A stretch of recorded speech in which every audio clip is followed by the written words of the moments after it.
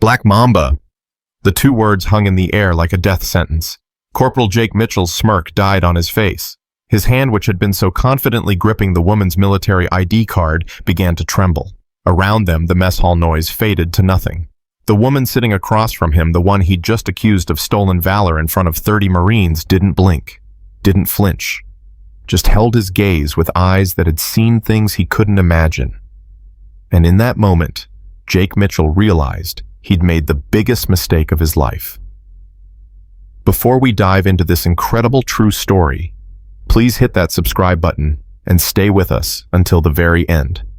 Comment below with your city so we can see how far this story travels. Trust me, you won't want to miss what happens next. The cafeteria line at Marine Corps Air Station Miramar moved with its usual Thursday afternoon rhythm. Trays sliding on metal rails, the hiss of industrial fryers. Conversations layered over each other in that particular pitch that happens when hundreds of voices compete in an enclosed space. Nobody was paying attention to much of anything except the food and their own immediate circle. Major Elena Rodriguez carried her tray toward the back corner of the dining area. She'd learned years ago to eat at off-peak hours when possible, but today's flight schedule had pushed lunch into the worst possible window. The place was packed. She found a small two-seater table near the windows overlooking the flight line and sat down with her back to the wall. Old habit. Always know your exits. She was halfway through her first bite of chicken when she felt the attention shift in her direction. 3 tables over, Corporal Jake Mitchell nudged his buddy. "Check it out. Someone's wife is playing dress-up." His friend Lance Corporal Danny Ortiz glanced over. "What are you talking about?" Mitchell gestured with his chin toward Elena. "The chick in the red jacket. Look at all those patches. Bet her husband's a pilot and she thinks wearing his gear makes her cool." Ortiz squinted. "Man, you don't know that. Maybe she's what, a pilot?" Mitchell laughed. "Come on, look at her." Private First Class Tommy Chen. The youngest of the group shifted uncomfortably. "Maybe we should just eat our food." But Mitchell was already standing. He had an audience now. 2 other nearby tables had started listening. This was the kind of thing that earned you points in the barracks later. A good story about putting some civilian in their place. He walked over with that particular swagger young infantrymen develop right after boot camp. That walk that says they own every space they enter. Elena saw him coming in her peripheral vision but didn't look up. She cut another piece of chicken. Mitchell stopped beside her table and leaned against it, arms crossed. "Ma'am, that's quite a jacket you've got there." Elena chewed, swallowed, took a sip of water. Then she raised her eyes to meet his. Her expression was neutral, pleasant even. "Thank you."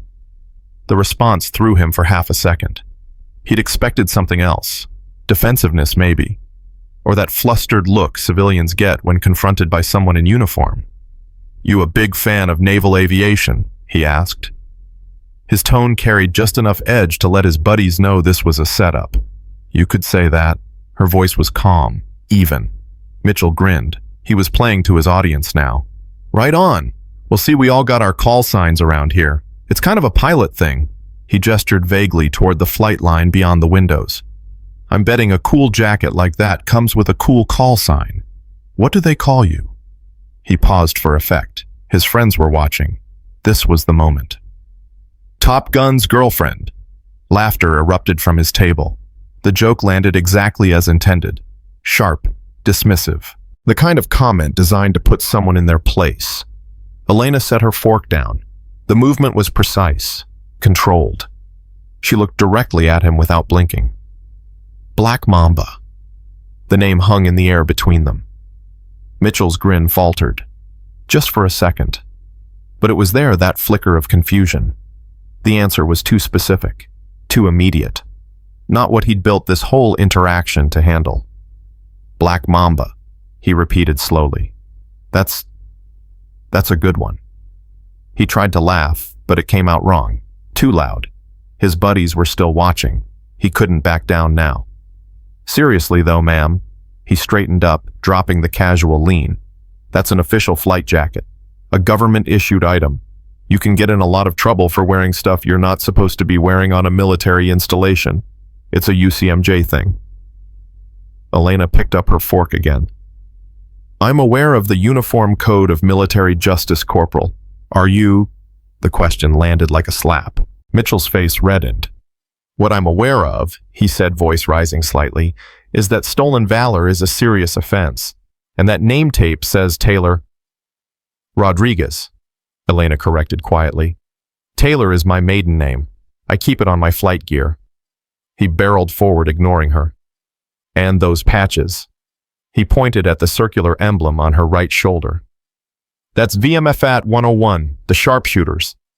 They're a Hornet training squadron, fleet replacement. He straightened up, gaining confidence from his own knowledge. So you're telling me you're a Hornet pilot? It wasn't a question. It was an accusation. At the table behind Mitchell, Master Sergeant Victor Kane had been trying to enjoy his burger in peace. He'd been in the Corps for 27 years. He'd seen every flavor of stupid this organization had to offer.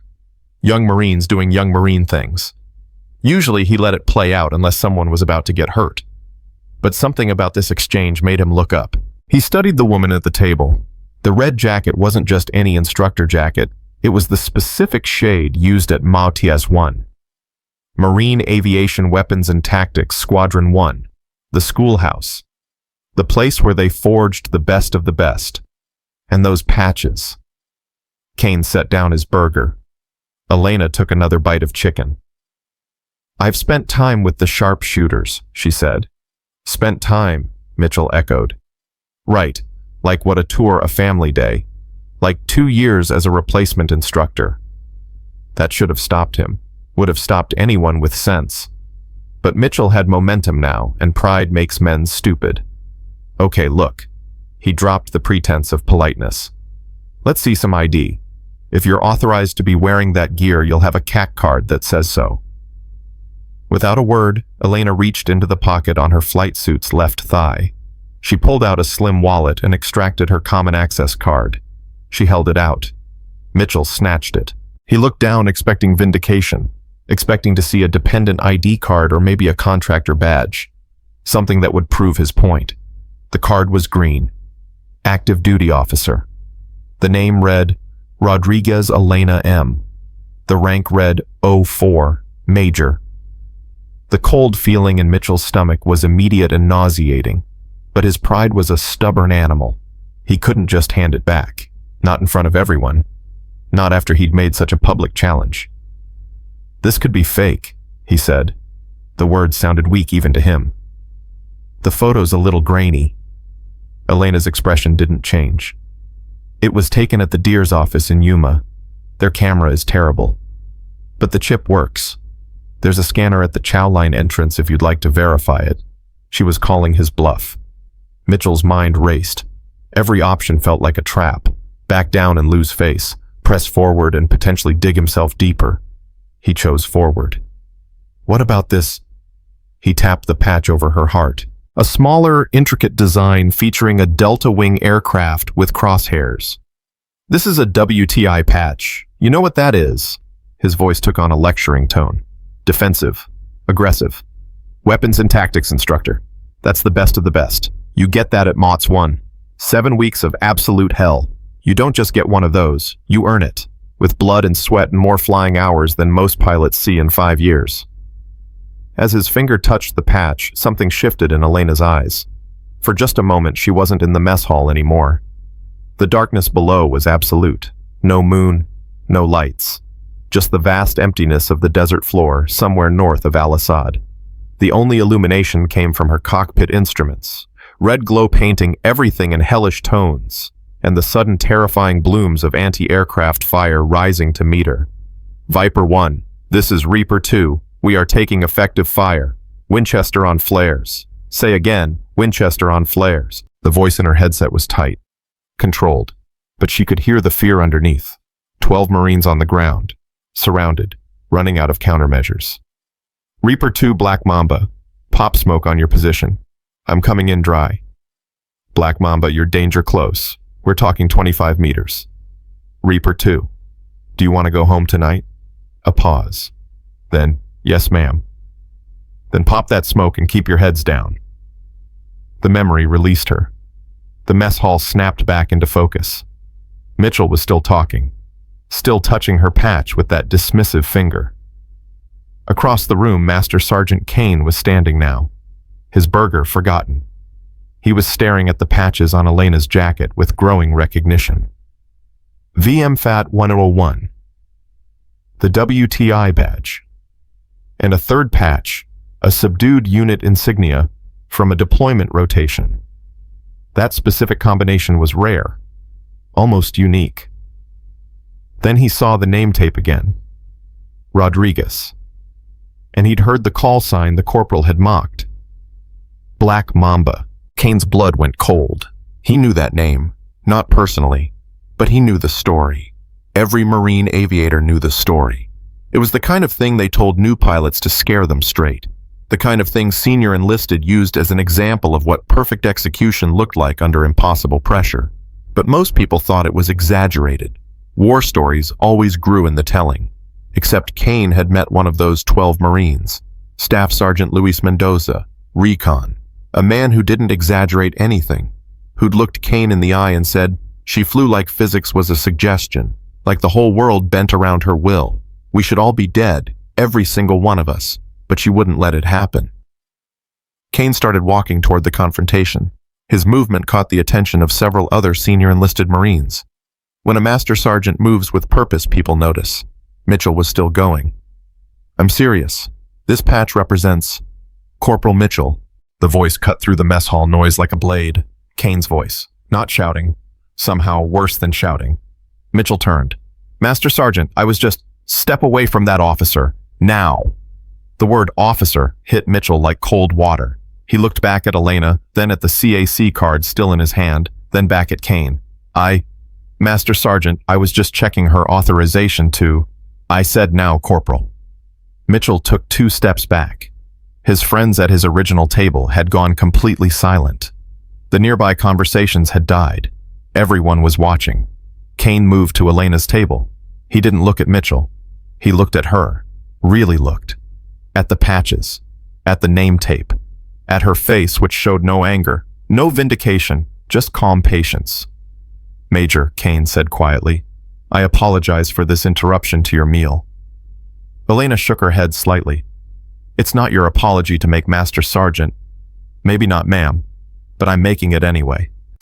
He turned to Mitchell. The younger Marine was pale now. Understanding was dawning. And with it, horror. "Give the Major her identification card back," Kane said. Mitchell's hand shook as he held it out. Elena took it without comment. "Master Sergeant," Mitchell started. I thought..." "What you thought," Kane interrupted, "is that you saw someone you could disrespect without consequences. You saw someone you decided didn't belong, and you made that decision based on exactly nothing but your own assumptions." The mess hall was dead silent now, 50-60 people watching this unfold. "Do you know what a WTI patch means, Corporal?" "Yes, Master Sergeant, I just said..." "No. Do you actually know what it means? Not the words, the reality behind it." Mitchell swallowed. "It means weapons and tactics instructor." "It means..." Kane said, his voice carrying to every corner of the room, that this officer spent 7 weeks at the Marine Corps' most advanced aviation warfare school. "It means she was evaluated by the finest combat pilots in the world. It means she was tested on everything from air-to-air combat to close air support to forward air control. It means she had to prove she could teach other pilots to survive in combat." He paused. "And at the end of that 7 weeks, when most pilots wash out, she was good enough that they gave her that patch. And then they asked her to come back and teach." Mitchell looked like he wanted the floor to swallow him. Kane pointed at another patch. "You see that unit insignia? That's from a deployment rotation with Marine Aircraft Group 11. Operation Inherent Resolve. You know where that was?" "Corporal." "Iraq, Master Sergeant. Iraq and Syria. Close air support missions. Combat." Kane's voice dropped lower. "And that call sign you laughed at, Black Mamba, that's not something you pick for yourself. That's something you earn. Usually in circumstances other people don't survive." The main doors to the mess hall banged open. Sergeant Major Richard Voss walked in with the bearing of a man who'd been interrupted during important work. Behind him came Colonel James Harrison, the wing commander. The energy in the room shifted again. When the sergeant major shows up, it's serious. When the wing commander shows up with him, someone's career is about to end. They walked directly to Elena's table. Sergeant Major Voss took one look at the scene: Kane standing at parade rest, Mitchell looking like he might vomit. Elena sitting calmly with her partially eaten meal and understood the situation immediately. "Master Sergeant Kane," Voss said. "Report." Kane's voice was parade ground perfect. Sergeant Major Corporal Mitchell publicly challenged Major Rodriguez's authorization to wear her flight gear. He demanded identification. He accused her of stolen valor. I intervened when I recognized the situation. Voss turned his gaze on Mitchell. If Kane's voice had been a blade, Voss's stare was a hammer. "Is this accurate, Corporal?" Mitchell's voice came out strangled. "Sergeant Major, I thought she was..." "I asked you a yes or no question, Corporal." "Yes, Sergeant Major." Voss nodded slowly. Then he did something unexpected. He pulled out a chair and sat down at Elena's table. Casual, like they were old friends catching up. "Major Rodriguez," he said. "How's your chicken?" Elena blinked. Once. "Dry, Sergeant Major." "It's always dry on Thursday. I don't know why. Been that way for 3 years." He looked at Mitchell. "The corporal here seems to have questions about your qualifications. I thought maybe I could help answer them. Would that be all right with you, ma'am?" "If you'd like, Sergeant Major." Voss leaned back in his chair. He addressed the entire mess hall, now his voice carrying easily in the silence. "I met Major Rodriguez 5 years ago at a memorial service. Staff Sergeant Luis Mendoza, killed in a training accident at Camp Pendleton.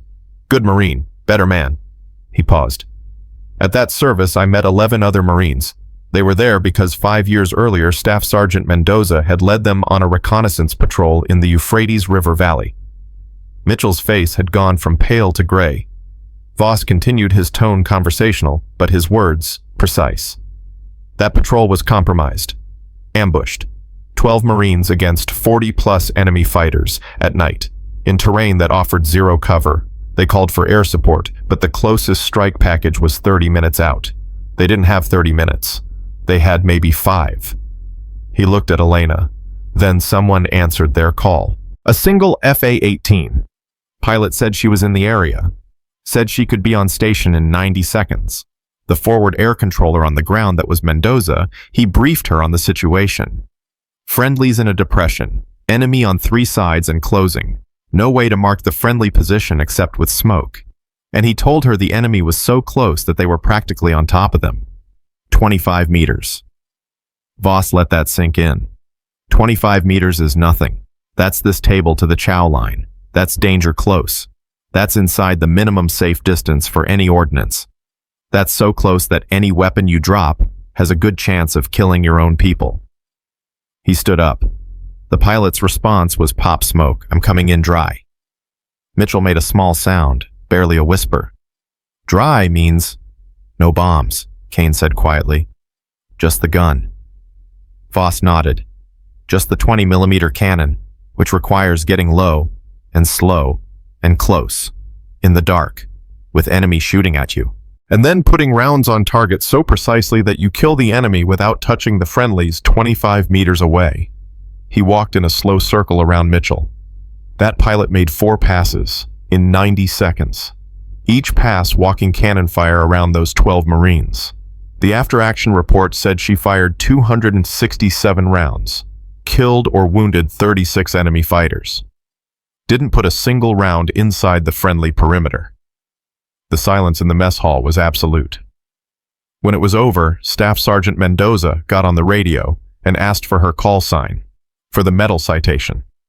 She told him Black Mamba. He asked why. She said she didn't pick it.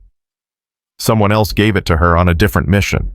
But Mendoza said it fit. Said she flew with the devil's own luck and the precision of a snake. A Black Mamba. Voss stopped directly in front of Mitchell. Those 12 Marines went home, got to see their families, got to live their lives. Mendoza made it another 5 years before that training accident, but those were 5 years he wouldn't have had. None of them would have had those years. He leaned in close. And you laughed at her call sign. Mitchell's eyes were glassy. He was barely breathing. The doors opened again. This time, Brigadier General Thomas Matthews walked in. 1 star on his collar.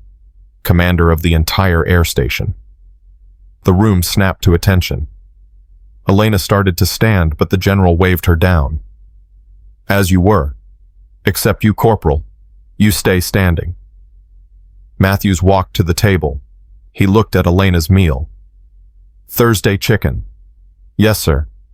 My condolences. He turned to face Mitchell and the rest of the mess hall. I understand there's been some confusion about Major Rodriguez's qualifications. Let me clear that up for everyone. His voice carried command authority, the kind that came from 30 years of leading Marines into combat. Major Elena Rodriguez, call sign Black Mamba, currently serving as an instructor at VMFAT 1001, where she trains new FA-18 pilots. Prior to that assignment, she completed the Weapons and Tactics Instructor course with a grade of 96.4, the 3rd highest score in the course's history. He began ticking off items on his fingers. She has 847 combat flight hours across 3 deployments. She's flown 127 combat missions. She holds the Distinguished Flying Cross 2 Air Medals with Combat 5 and the Navy Commendation Medal with Combat 5. Matthews pulled out his phone and read from it. Her DFC citation reads, in part, for heroism and extraordinary achievement in aerial flight, while serving with Marine Strike Fighter Squadron 232 in support of Operation Inherent Resolve. On the night of 15th of March 2017, Major Rodriguez piloted her aircraft in response to an urgent close air support request from a Marine reconnaissance element under heavy enemy fire. He looked up. It goes on for another paragraph. But the key line is this. Major Rodriguez's actions directly resulted in the survival of 12 United States Marines and the elimination of a significant enemy force. Her flying demonstrated the highest traditions of Marine Corps aviation. Mitchell swayed slightly on his feet. Matthews wasn't done. 6 weeks after that mission, Major Rodriguez was flying over northern Syria when her aircraft was struck by a surface-to-air missile. The right engine exploded. Primary flight controls failed. Hydraulics were compromised. She was inverted and spinning toward the ground from 12,000 feet. He paused for effect. Standard procedure is to eject. Save yourself. The aircraft is insured. You are not. But Major Rodriguez was carrying classified targeting data from a joint special operations mission, data that could not fall into enemy hands. So instead of ejecting, she manually fought the aircraft back under control. She flew 80 miles back to base with 1 engine, minimal hydraulics, and more warning lights than working systems. Matthews looked directly at Mitchell. She landed that aircraft with 300 pounds of fuel remaining. That's enough for about 90 seconds of flight time. The damage assessment report said the aircraft shouldn't have been flyable at all. Said the only reason it made it back was pilot skill that exceeded any reasonable expectation. He put his phone away. The maintenance officer who inspected that bird afterward told me personally that he's never seen damage that severe on an aircraft that didn't crash. He said Major Rodriguez must have the steadiest hands in aviation. Matthews stepped closer to Mitchell. His voice dropped but somehow carried further. So when you see this officer sitting here in her flight jacket with her patches, you're not looking at someone playing dress-up. You're looking at someone who has done things you cannot imagine, who has saved lives you'll never know about, who has earned every single thread of that uniform in ways that would break most people. He turned to the entire mess hall. This kind of mistake ends now. On my base. You see an officer, you respect the rank. You see a warrior, you respect the warrior. You don't make assumptions based on what you think you see. You look at what's actually in front of you. He looked back at Mitchell. Am I clear, Corporal? Yes, sir. Mitchell whispered. I can't hear you. Yes, sir. The response cracked in the middle. Matthews nodded. Then he did something that surprised everyone. He looked at Elena. Major, you have every right to press charges under Article 134. Disrespect toward a superior commissioned officer. I will support any decision you make. Every eye in the room fixed on Elena. This was the moment. The hammer could fall. A young Marine's career could end right here, right now. Elena was quiet for a long moment. She looked at Mitchell's terrified face, at his friends who looked equally horrified, at the dozens of Marines watching this unfold. Then she spoke, her voice carrying clearly. "That won't be necessary, sir." The relief that washed over Mitchell was visible, but Elena wasn't done. "Corporal," she said, looking directly at him, "the standard is the standard. It protects all of us. It ensures that we judge people on their merit, on their actions, on their proven capabilities. You don't soften that standard for anyone." She stood up now, and there was steel in her voice. "But you also don't apply it differently, based on what you think you see. You don't look at someone and make assumptions about what they can or can't do, what they have or haven't earned. You look at the uniform, you read the rank, you see the patches that have been authorized and worn, and you respect the person in front of you." She picked up her CAC card from the table. "That's all there is to it. That's the standard. Do you understand?" "Yes, ma'am," Mitchell said. His voice was hollow. Elena nodded. "Good." She sat back down and picked up her fork, took another bite of the dry chicken. The message was clear. This conversation is over. General Matthews looked at Sergeant Major Voss. "Sergeant Major, I believe you have some counseling to conduct." "Yes, sir. And I want a full review of our procedures for challenging identification on this base. Seems like we need some remedial training on professional courtesy." "I'll have it on your desk by Monday, sir." Matthews nodded to Elena. "Major, finish your meal." Then he walked out. The mess hall remained silent for another 10 seconds. Then slowly conversations resumed. But they were different now, quieter, more thoughtful. Sergeant Major Voss pointed at Mitchell and his two friends. "You three, outside. Now." They filed out like men walking to their execution.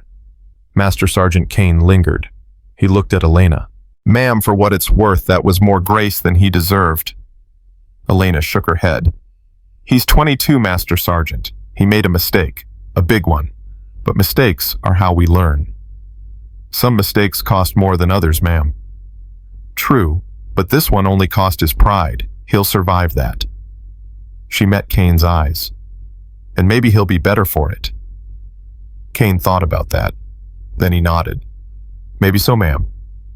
He walked away, leaving Elena alone again at her table. She took another bite of chicken. It really was dry. Her phone buzzed. A text from her squadron commanding officer. "Heard what happened. You okay?" She typed back. "Fine. Just another Thursday." But her hands were shaking slightly as she set the phone down. Not from anger, from the memories. The ones she kept carefully locked away most of the time. The ones that Mitchell's challenge had pried open. The desert at night. The desperate voices on the radio. The impossible mathematics of danger-close fire support. The weight of knowing that 12 lives depended on her being better than perfect. And later, 6 weeks later, the violent slam of the SAM impact. The sickening spin. The voice of her weapons systems officer screaming at her to eject.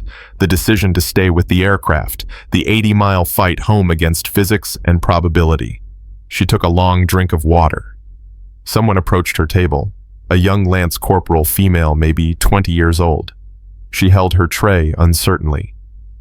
"Ma'am, would it be okay if I sat here?" Elena looked up at her, saw the earnest expression, the hunger for connection with someone who'd done what she was trying to do. "Of course," Elena said. "Have a seat." The Lance Corporal sat down carefully, like she was afraid of breaking something. "I'm sorry about what that guy did," she said quietly. "It's okay." "It's not, though. It's really not." The young Marine looked down at her food. "I'm in the flight program. Just finished ground school, starting actual flight training next month." She hesitated. "There aren't a lot of women in the program." "No," Elena agreed. "There aren't. Does it ever get easier? People assuming you don't belong?" Elena considered the question, really considered it. "No." she said honestly. It doesn't get easier, but you get stronger. You prove yourself once, then twice, then 100 times. And eventually, most people stop questioning. Most, not all. What about the ones who don't stop? Elena smiled. It was a tired smile. You keep being excellent anyway. You keep meeting the standard, not for them, for you, for the Marines you'll fly with, for the people on the ground who'll need you when everything goes wrong. The Lance Corporal nodded slowly. Yes, ma'am. They ate in silence for a moment. Then the younger woman spoke again. Can I ask, is that story true? The one the sergeant major told about the recon patrol? Elena set down her fork. She looked out the window at the flight line where FA-18 sat in neat rows. Yes, she said quietly. It's true. What was it like? Elena was quiet for a long time. When she spoke, her voice was distant. It was the most important 90 seconds of my life. Everything I'd ever learned, everything I'd ever trained for, all of it came down to those 4 passes. If I was too high, I'd miss. Too low, I'd hit them. Too fast, I couldn't adjust. Too slow, I'd get shot down. The margin for error was nothing, less than nothing. She looked back at the Lance Corporal, and all I could think about was those 12 voices on the radio, those 12 Marines who wanted to go home, who had families waiting, who deserved to survive because they'd done their job perfectly and got unlucky anyway. How did you do it? How did you stay calm? I didn't. Elena's voice was soft. I was terrified. My hands were shaking so hard I could barely hold the stick. My heart was beating so loud I could hear it over the engine noise. She paused. But I did it anyway, because that's the job. You don't have to be fearless. You just have to be good enough that the fear doesn't matter. The Lance Corporal absorbed that. Thank you, ma'am, for telling me. And for showing that guy today that we belong here. You belong here, Elena corrected gently. You, specifically. Not because you're a woman, not despite being a woman, just because you're good enough. Remember that. Yes, ma'am. The young Marine finished her meal and left. Elena sat alone again watching the flight line through the window. Her phone buzzed again. Another text. Stories already making the rounds. You're famous. Again. She didn't respond. She just wanted to finish her dry chicken and get back to work. But as she sat there, she thought about Mitchell. About the look on his face when reality crashed into his assumptions. About the fear and shame and recognition. She hoped he'd learn from it. Hoped he'd become better. Because the alternative, a Marine Corps where people made decisions based on assumptions, where they saw what they expected instead of what was real, that was dangerous. That got people killed. The mess hall was returning to normal now. Conversations flowing. Laughter starting up again. The incident fading into the background noise of daily life.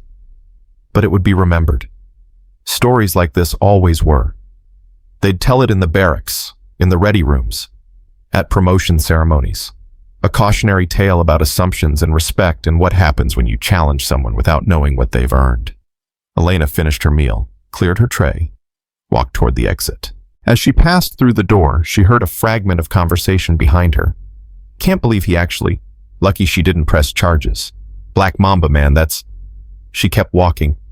Out into the California sunshine. Across the parking lot to her car. She had a brief to prep for the next day's training flight. Had evaluations to write. Had 100 small tasks that filled the spaces between the flying. This was her life now. Teaching others to survive. Passing on the lessons she'd learned in fire and darkness. Making sure the next generation was better prepared than she'd been. It wasn't glamorous. It wasn't what people imagined when they thought about fighter pilots. Most of it was paperwork and briefings and watching students make mistakes in controlled environments so they wouldn't make them in combat. But it mattered. It all mattered. And sometimes, like today, it meant standing up to ignorance, not with anger, not with revenge, but with quiet dignity and the unshakable knowledge that she'd earned every patch, every award, every single thread of respect. She got in her car and drove back to the squadron spaces. The dry chicken sat heavy in her stomach, but she'd survived worse. The door to Sergeant Major Voss's office slammed shut with a finality that made all three young Marines flinch. Mitchell stood at attention in the center of the room, flanked by Ortiz and Chen. His hands were shaking. He clasped them behind his back to hide it. Voss didn't sit down. He paced. Slow, deliberate. Each footstep a measured beat of judgment. "Do you know," Voss said, his voice dangerously quiet, "what the first rule of leadership is?" Mitchell's throat was dry. "Sergeant Major, I didn't ask you to speak. I asked you a question. The first rule of leadership. What is it? Know your Marines, Sergeant Major." "Wrong." Voss stopped pacing. "The first rule is knowing what you don't know. Understanding the limits of your knowledge. Having the humility to recognize when you're about to step into something beyond your comprehension." He leaned against his desk. "You failed that test today, Corporal. Spectacularly." Mitchell's face burned. "Sergeant Major, I thought she was..." "You thought." Voss's voice cut like wire. "Based on what? Based on seeing a woman in a flight jacket and assuming she didn't belong. Based on your vast experience of 18 months in the Corps. No, Sergeant Major, You humiliated yourself. You humiliated your fellow Marines. You disrespected a field-grade officer who has more combat experience than everyone in that mess hall combined." Voss pushed off the desk.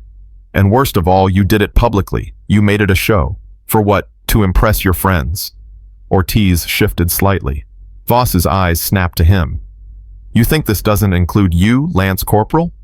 You sat there and watched. You laughed. That makes you complicit." "Sergeant Major, I didn't know." "That's the problem. None of you knew. And instead of being cautious, instead of showing basic military courtesy, you decided to assume, to judge, to challenge someone based on nothing but your own ignorance." Chen, the youngest, was visibly shaking now. Voss's expression softened fractionally when he looked at him. "Private First Class Chen, you tried to stop this. I heard you tell them to just eat their food. Why didn't you try harder?" Chen's voice came out small. I didn't want them to think I was scared or..." "Scared of what? Of being respectful, of showing basic human decency." Voss shook his head. "That's peer pressure, Marine. And it's how good people make bad decisions. Remember that." He turned back to Mitchell. "Here's what's going to happen. All three of you are going to draft written apologies to Major Rodriguez. Not 2 sentences. Not some half-hearted sorry if I offended you garbage. Real apologies. Taking full responsibility for your actions. I want them on my desk by 0800 tomorrow." "Yes, Sergeant Major," they said in unison. "Second, you're all going to attend every equal opportunity training session on this base for the next 6 months. Every single one. I don't care if you've already been to it. You're going again." Mitchell's stomach sank. Those sessions were monthly. That was 6 months of his free time gone. "Third, Corporal Mitchell, you're going to research Major Rodriguez's service record. Not the classified parts, just what's public. Her award citations, her deployment history. And you're going to prepare a presentation on it for your entire platoon. You're going to stand up in front of everyone and explain exactly who you challenged today. The humiliation would be total. Everyone in his platoon would know. Everyone in his company. The story would spread." "Sergeant Major," Mitchell said, his voice cracking. "Request permission to speak." "Denied. I'm not done." Voss moved closer. "Fourth, your promotion recommendation that was submitted last week withdrawn. You're not ready for sergeant. Maybe you'll never be ready. We'll see." The words hit Mitchell like a physical blow. He'd been working toward that promotion for months. It was supposed to happen next quarter. His family was expecting it. He'd told his father, a retired Marine, that he was getting pinned. "You will remain Corporal Mitchell until you demonstrate that you understand what it means to lead Marines. Until you prove you can see people for who they are, not what you assume them to be. That might take 6 months, might take 2 years, might never happen." Voss stepped back. "But here's the part that should scare you more than anything else. Major Rodriguez had the authority and the justification to press charges. Article 134, disrespect toward a superior commissioned officer. That's court-martial territory. That's the end of your career, a federal conviction and a dishonorable discharge that follows you forever. He let that sink in. She chose not to.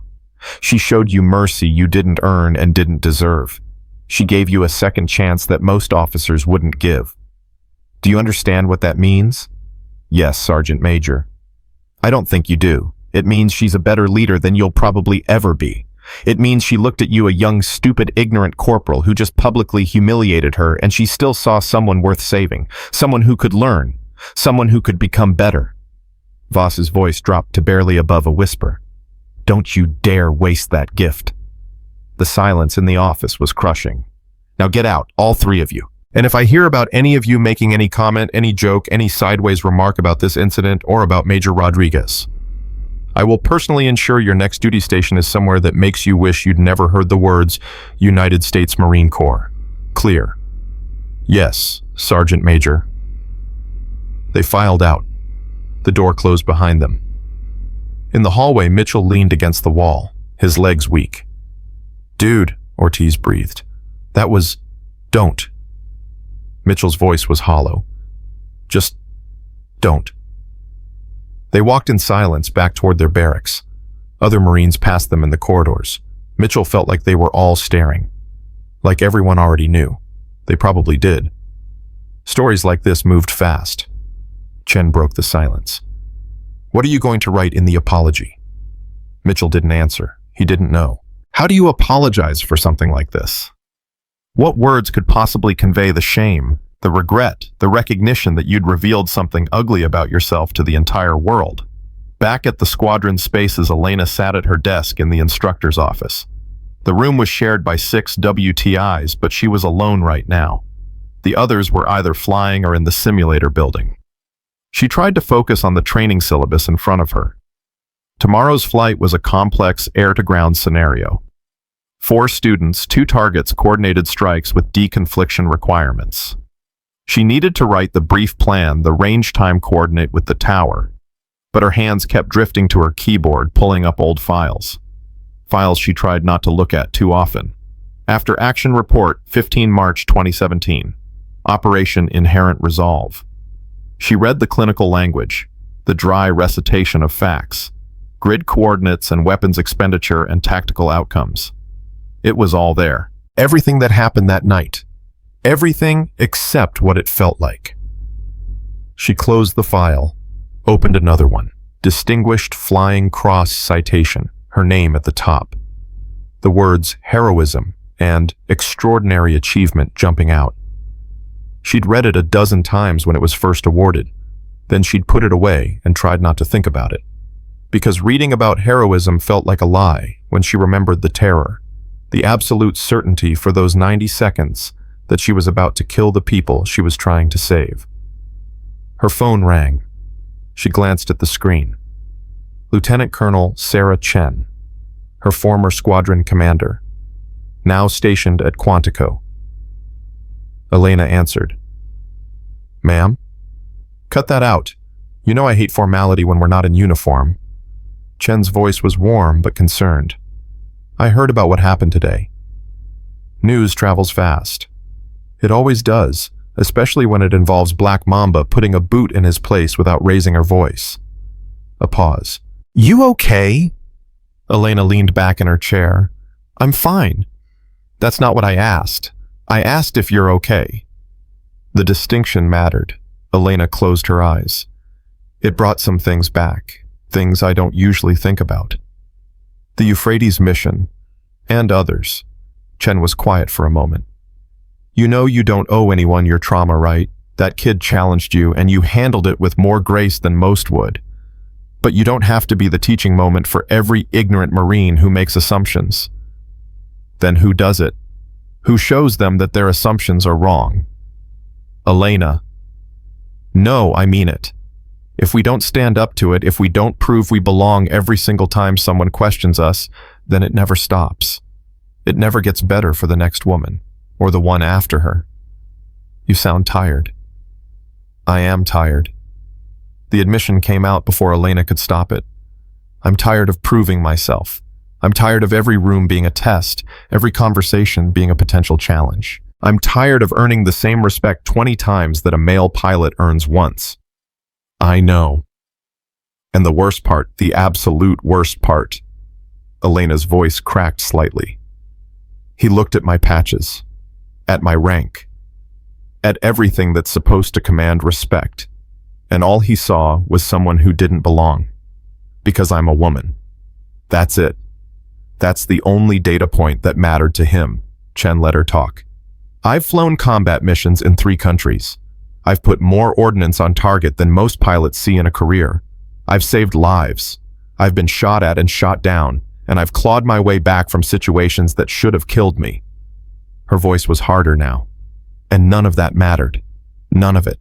Because he looked at me and decided I was less, without knowing a single thing about me. But you proved him wrong. Did I? Or did I just prove to him that I'm the exception, that I'm not like other women? Elena shook her head even though Chen couldn't see it. How many times do we have to be exceptional before we're just allowed to be competent? The question hung there. Chen sighed. I don't have a good answer for that. I wish I did. I've been dealing with the same thing for 20 years and it hasn't gotten much better. Different faces, same assumptions. So what do we do? What you did today. We keep showing up. Keep being excellent. Keep proving them wrong, one ignorant comment at a time. And we hope that eventually enough people see the truth, that the assumptions start to die. Chen paused. It's not fair. It's exhausting. But it's what we've got. Elena was quiet. You still there? Chen asked. Yeah, just thinking. About that Lance Corporal who sat with me after. She's in the flight program, just finished ground school. She asked me if it ever gets easier. What did you tell her? The truth. That it doesn't, but that she gets stronger. Good answer. I hope so, because I looked at her face, and I saw myself 10 years ago. That same hunger to belong. That same determination to prove everyone wrong, and I wanted to tell her to run. To pick a different path. To save herself the pain. Elena's voice softened. But I didn't. Because we need her. We need every woman who's willing to fight through the doubt and the assumptions and the constant need to prove ourselves. Because otherwise, nothing changes. You're a better person than me, Chen said. I'm not sure I wouldn't have pressed charges against that corporal. I thought about it for about 10 seconds. Then I looked at him and I saw a kid, a stupid, ignorant kid who made a terrible mistake. And I thought about all the mistakes I made when I was his age. Different mistakes, but mistakes. Your mistakes didn't involve publicly humiliating a superior officer. No, but they could have. If the circumstances had been different, if I'd had a little more confidence and a little less sense. Elena rubbed her eyes. He'll learn from this, or he won't. Either way, destroying his career wouldn't have made anything better. You're probably right. Doesn't mean he didn't deserve it. They talked for a few more minutes. Small talk about mutual friends, news from Quantico, a funny story about a colonel who'd accidentally locked himself in a simulator booth. Normal things. The kind of conversation that reminded Elena why she'd stayed in the Corps despite everything. After they hung up, Elena sat in the silence of her office. Outside, she could hear the sounds of the flight line, jets taxiing, the whine of auxiliary power units, the organized chaos of a squadron at work. She pulled up a blank document and started writing tomorrow's brief. The work helped. It always did. When her mind was occupied with tactical problems and training objectives, there was less room for the memories, but they crept in anyway. They always did. The feeling of the stick shaking in her hands during that danger-close gun run. The sound of Staff Sergeant Mendoza's voice tight with fear giving her coordinates. The impossible mathematics of speed and altitude and bullet trajectory. The knowledge that if she was wrong by even a few feet, she'd kill the people she was trying to save. And later, 6 weeks later, the slam of the SAM impact, the violent spin, the fire in her right engine painting her mirrors orange, her WSO screaming at her to eject, the decision to stay, the 80-mile flight on one engine and manual reversion every second expecting the aircraft to come apart around her. She'd written the reports, been debriefed by intelligence, received the medals, done all the official things that turned combat into paperwork, but nobody asked about the nightmares. Nobody wanted to hear about the nights she woke up in a cold sweat feeling the spin, hearing the warnings. Nobody cared that she sometimes couldn't eat before a flight because her stomach was too tight with remembered fear. Because she was Black Mamba. She was the legend. The story they told to motivate people. You couldn't be a legend and also be human. You couldn't be a hero and also be scared. So she kept it locked away, filed it under handled, and moved forward. Because that's what you did. That's what the job required. Her office phone rang. She answered without looking. Major Rodriguez. Elena, it's Mike. Lieutenant Colonel Mike Davidson, her current squadron commander. Got a minute? Yes, sir. Come down to my office when you get a chance. No rush. Just want to chat. That was never good. On my way, sir. She walked down the hallway. Davidson's office was at the end, larger than the shared instructor space, but not by much. The door was open. He waved her in. Close it, please. Elena did. Sat down in the chair across from his desk. Davidson was 45, a career Hornet pilot with a calm demeanor that made him popular with his Marines. He looked tired right now. Hell of a day, he said. Yes, sir. I heard what happened. About 6 different versions of it, actually. But I'm guessing the truth is somewhere in the middle. Elena gave him the condensed version. The challenge, the escalation, the intervention, the aftermath. Davidson listened without interrupting. When she finished, he leaned back in his chair. How are you holding up? I'm fine, sir. Elena, off the record. How are you actually holding up? She met his eyes. Davidson was one of the good ones. He'd flown combat missions himself. He understood. It was harder than I thought it would be, she admitted. Not the confrontation. I've dealt with that before. But the memories it brought up, the way touching those patches made me remember everything associated with them. The Euphrates mission. And the SAM hit. And a dozen other missions that I usually don't think about. Davidson nodded slowly. You know, the chaplain's office has a counselor who specializes in combat stress, right? Not a formal thing, just someone to talk to. I know, sir. I'm okay. You sure? Because from where I'm sitting, you just had to defend your right to wear your own uniform. Had to justify your own existence as a Marine officer. That's not nothing. Elena was quiet for a moment. Can I ask you something, sir? Of course. Has anyone ever asked you to prove you're authorized to wear your flight jacket? Davidson's expression changed. Understanding dawned. No, never. Has anyone ever looked at your patches and assumed you were wearing your wife's gear? No. Assumed you were a civilian playing dress-up? No. Then you can't understand what today was like. With all due respect, sir. Elena's voice was level but firm. You've never had to prove you belong. You just do. Because you're a man and men are expected to be pilots, to be officers, to be warriors. Davidson absorbed that. You're right, he said finally. I can't understand. But I can listen. And I can make sure it doesn't happen again in my squadron. It'll happen again, sir. Maybe not here. Maybe not this month. But it'll happen. Then we'll deal with it when it does. He leaned forward. Look, I called you in here because I want to make sure you know something. That corporal. He doesn't speak for this squadron. He doesn't speak for this corps. Most of us, the vast majority, we see you for exactly what you are. One of the finest pilots I've ever had the privilege of serving with. The words hit harder than Elena expected. Her throat tightened. Thank you, sir. I mean it. The training reports from your students are exceptional. Your flight evaluations are top tier.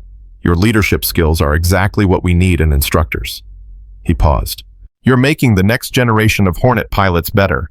That matters more than any ignorant corporal's opinion. Elena nodded. She didn't trust her voice right now. Take the rest of the day, Davidson said. Get some air. Clear your head. Tomorrow's brief can wait until morning. Sir, I'm fine too. That wasn't a suggestion, Major. That was an order from your commanding officer. Go home. Decompress. Come back tomorrow ready to teach. Yes, sir. She stood, walked to the door, stopped with her hand on the handle. Sir, can I ask one more thing? Shoot. Do you think he'll learn from this? The corporal? Davidson considered the question. Honestly, I don't know. Some people learn from their mistakes. Some people just get better at hiding their ignorance, but you gave him the chance to be the first kind. That's all you can do." Elena nodded and left. The sun was lower now as she walked to her car. The afternoon was bleeding into evening. The flight line was quieter. Most of the day's training missions were complete. She sat in her car for a long moment before starting the engine. Her hands rested on the steering wheel. Steady now, not shaking like they had been in the mess hall when the memories hit. Her phone buzzed, a text from an unknown number. "Major Rodriguez. This is Captain Lisa Torres from VMFA 314. I heard what happened today. Just wanted to say thank you for handling it the way you did, for showing that grace under pressure isn't just something we do in the cockpit. You're an inspiration." Elena stared at the message. Then another one came in. Different number. "Ma'am Gunny Patterson from MAG 11. That corporal had no idea who he was dealing with. Proud to serve in the same corps as you." Then another. "Major, this is Captain Jim Walsh. I was one of the 12. Reaper 2. Staff Sergeant Mendoza's team. I was the saw gunner that night in the Euphrates Valley. I never got to thank you properly. You saved my life. You saved all our lives. What you did today showing mercy to that kid, that's the same kind of person who risked everything for us. Thank you. For everything." Elena read that last message 3 times. Her eyes stung. She'd been 28 that night, flying her first combat deployment, still trying to prove herself, still fighting against the doubts her own and everyone else's. She remembered Mendoza's voice on the radio, the controlled panic underneath his professional tone. She remembered making the decision to go in dry to use just the gun, remembered her wingman telling her she was insane, and she remembered the silence after her 4th pass, the terrible, wonderful silence when the enemy fire stopped. When Mendoza came back on the radio, his voice shaking with disbelief and relief, and something close to worship. "Black Mamba Reaper 2. All 12 souls accounted for. 0 casualties. I don't know what you just did, but we owe you everything." Everything. She'd flown home that night with her hands still shaking, had landed on the carrier and climbed out of her cockpit and vomited over the side of the deck from the adrenaline crash. Her plane captain had looked at her with wide eyes. "Ma'am, you okay?" "Fine. Just fine." But she hadn't been fine. Not really. Not for weeks afterward. Because she'd been that close inches maybe from killing friendly troops, from turning a rescue into a massacre. The margin for error had been nothing, less than nothing. And yet, she'd pulled it off, had threaded that impossible needle, had brought 12 Marines home. She started the car and drove off base. Her apartment was 10 minutes away in a quiet complex that catered mostly to junior officers, small, practical, nothing fancy. She dropped her keys on the counter and stood in the middle of her living room suddenly exhausted, the weight of the day pressing down on her. Her eye fell on a framed photo on the bookshelf. 12 men in desert camouflage smiling at the camera. In the center, Staff Sergeant Luis Mendoza. He'd sent her that photo 3 years after the mission, after he'd rotated back to the States. "Just wanted you to remember the faces you saved," his note had said. "We're all doing good, living our lives, because of you." Mendoza was dead now. Training accident 2 years ago. The funeral had been the hardest thing Elena had ever attended, harder than combat, because he'd survived the war only to die in a stupid helicopter crash during a routine exercise. His widow had hugged Elena at the funeral. "He always said you were the reason he got to see our daughter born, the reason he got to walk her to kindergarten, the reason we had any of it at all." Elena had cried then, really cried, for Mendoza, for his family, for the fundamental injustice of surviving combat, only to die in peace, but also for herself, for the burden of being someone's savior, for knowing that her actions had bought Mendoza 5 more years, and those years had mattered, but they hadn't been enough. Nothing was ever enough. She turned away from the photo, made herself a simple dinner. Pasta with marinara sauce. The routine helped. The familiar motions, boil water, cook pasta, heat sauce, eat. She was halfway through the meal when her phone rang again. This time she recognized the number. Her father. She answered. Hi, Dad. Mija. His voice was gruff but warm. I heard you had some excitement today. Dad, how did you? I still know people on base. Word travels. A pause. You okay? I'm fine. That's not what I heard. I heard some boot got in your face in the mess hall. Made some comments. Elena sighed. It's handled. Did you handle it right? What do you mean? Her father's voice sharpened. I mean, did you put him in his place? Did you show him what happens when you disrespect a superior officer? I showed him grace, Dad. I gave him a chance to learn. Silence. Then, Grace. You showed him grace. Yes. Mija, that boy disrespected you, publicly. You had every right to. I know what my rights were. I chose differently. Why? Elena set down her fork. Because destroying his career wouldn't have made anything better. It wouldn't have educated anyone. It wouldn't have changed minds. It would have just made me feel powerful for 5 minutes and then made me feel empty. Her father was quiet for a long moment. When he spoke again, his voice was softer. You're a better person than I am.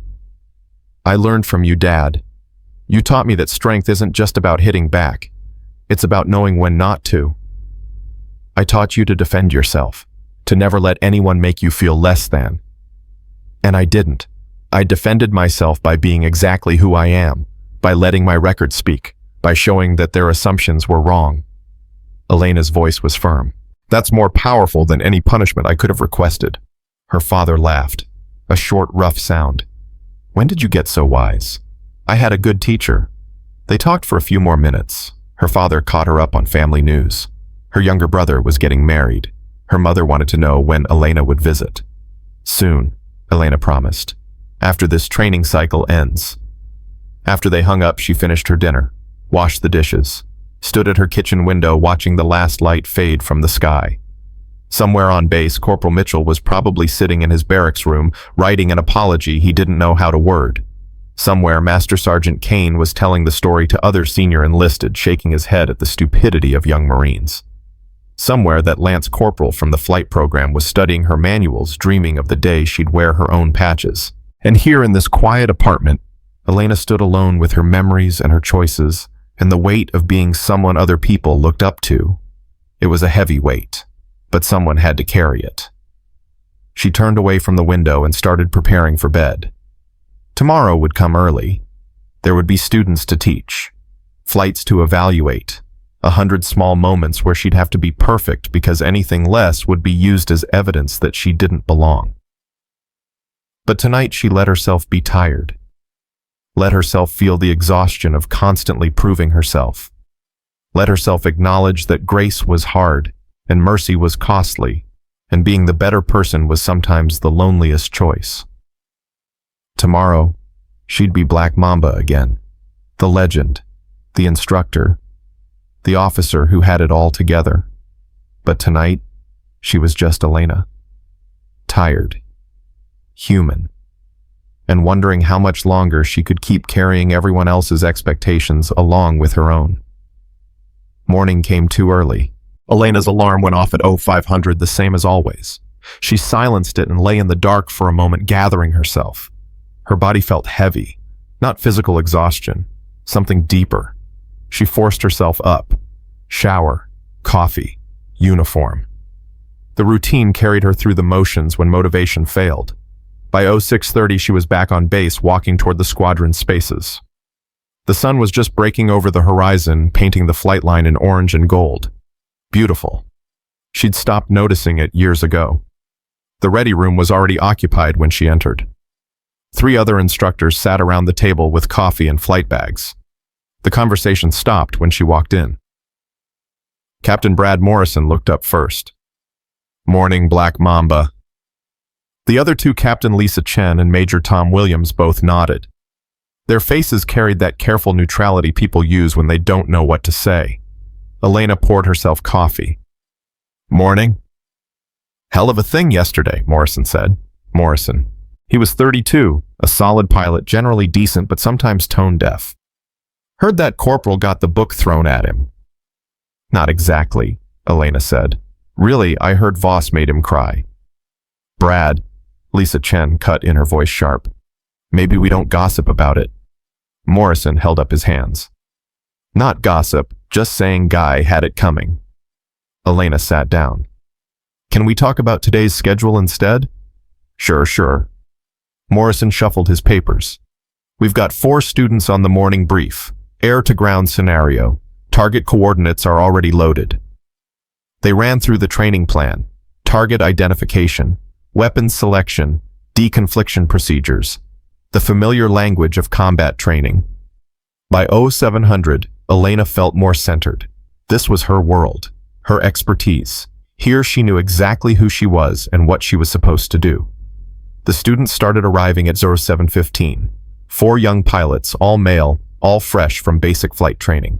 They filed in quietly, nervous energy radiating off them. One of them, Lieutenant Jake Patterson, did a double take when he saw Elena. His eyes went to her patches, then to her rank, then quickly away. Elena noticed. She always noticed. The brief took 45 minutes. Elena walked them through every phase of the mission. Ingress route, target identification, attack geometry, egress procedures. She asked questions, probed their understanding, corrected their misconceptions. Patterson kept stealing glances at her. Finally, during a break in the presentation, he raised his hand. Ma'am, can I ask a question? That's why we're here, Lieutenant. Is it true you're the Black Mamba, the one from the Euphrates Valley? The room went silent.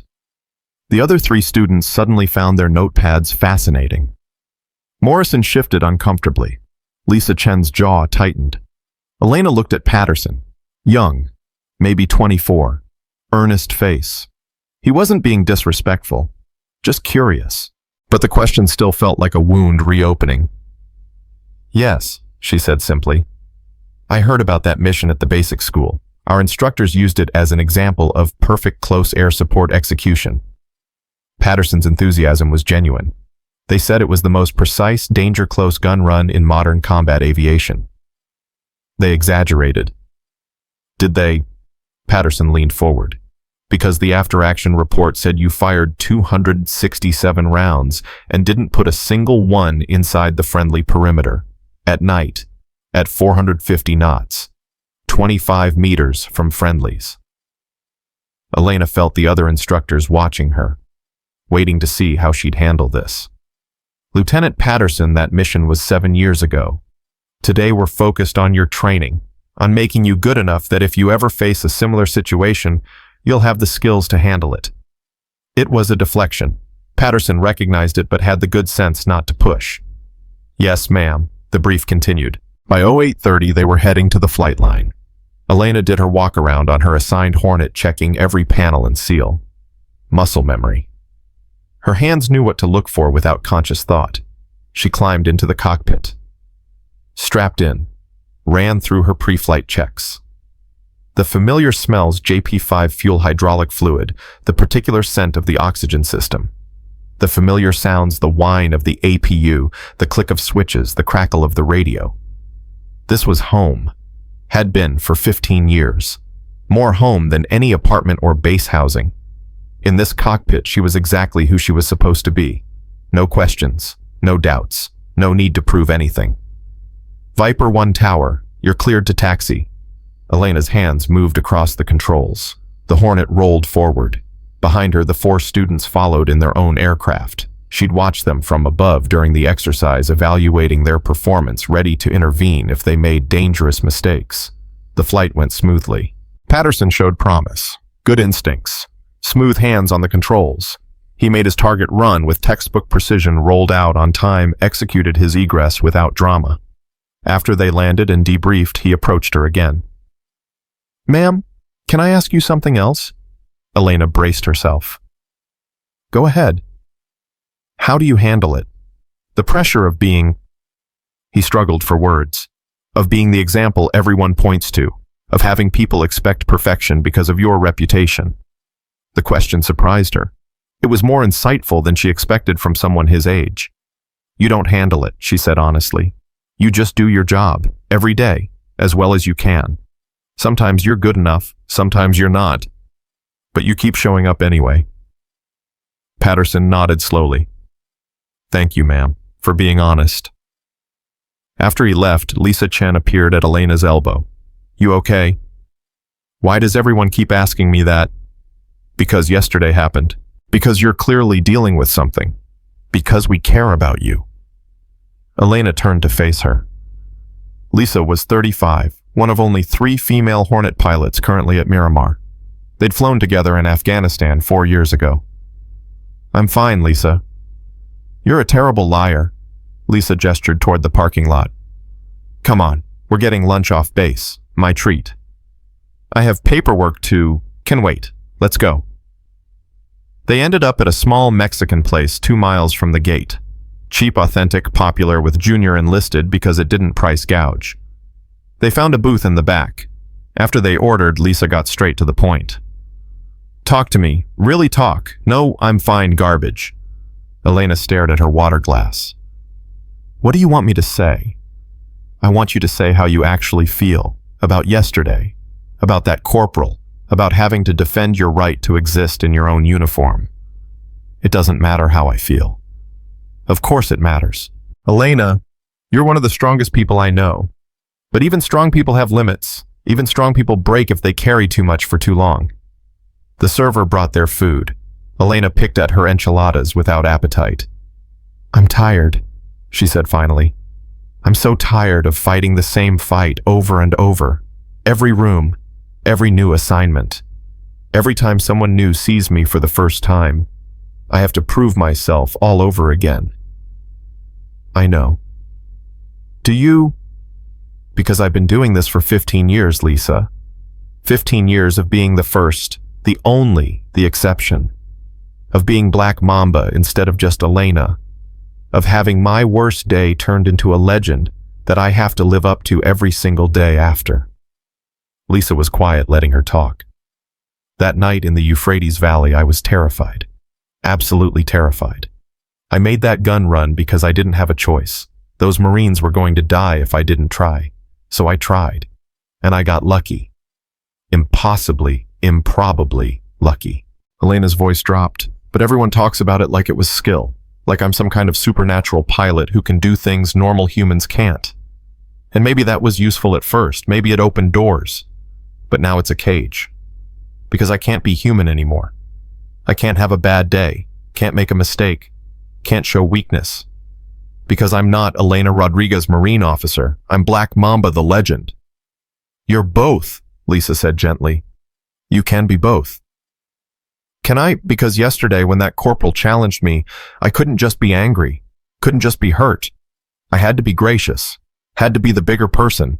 Had to think about what my response would teach everyone watching. I couldn't just be a person having a human reaction to being disrespected. She finally met Lisa's eyes. I'm so tired of being a symbol. Lisa reached across the table and squeezed her hand. I don't have answers for you. I wish I did, but I can tell you that you don't have to carry this alone. You have people who see you, really see you, not the legend. You. Elena's throat tightened. Thank you. They ate in silence for a few minutes. Then Lisa said, Did you hear what happened this morning? What? That Lance Corporal. The young woman who sat with you yesterday. She came to my office. Asked if I'd be her mentor. Said you inspired her to push through the doubt and commit to the program fully.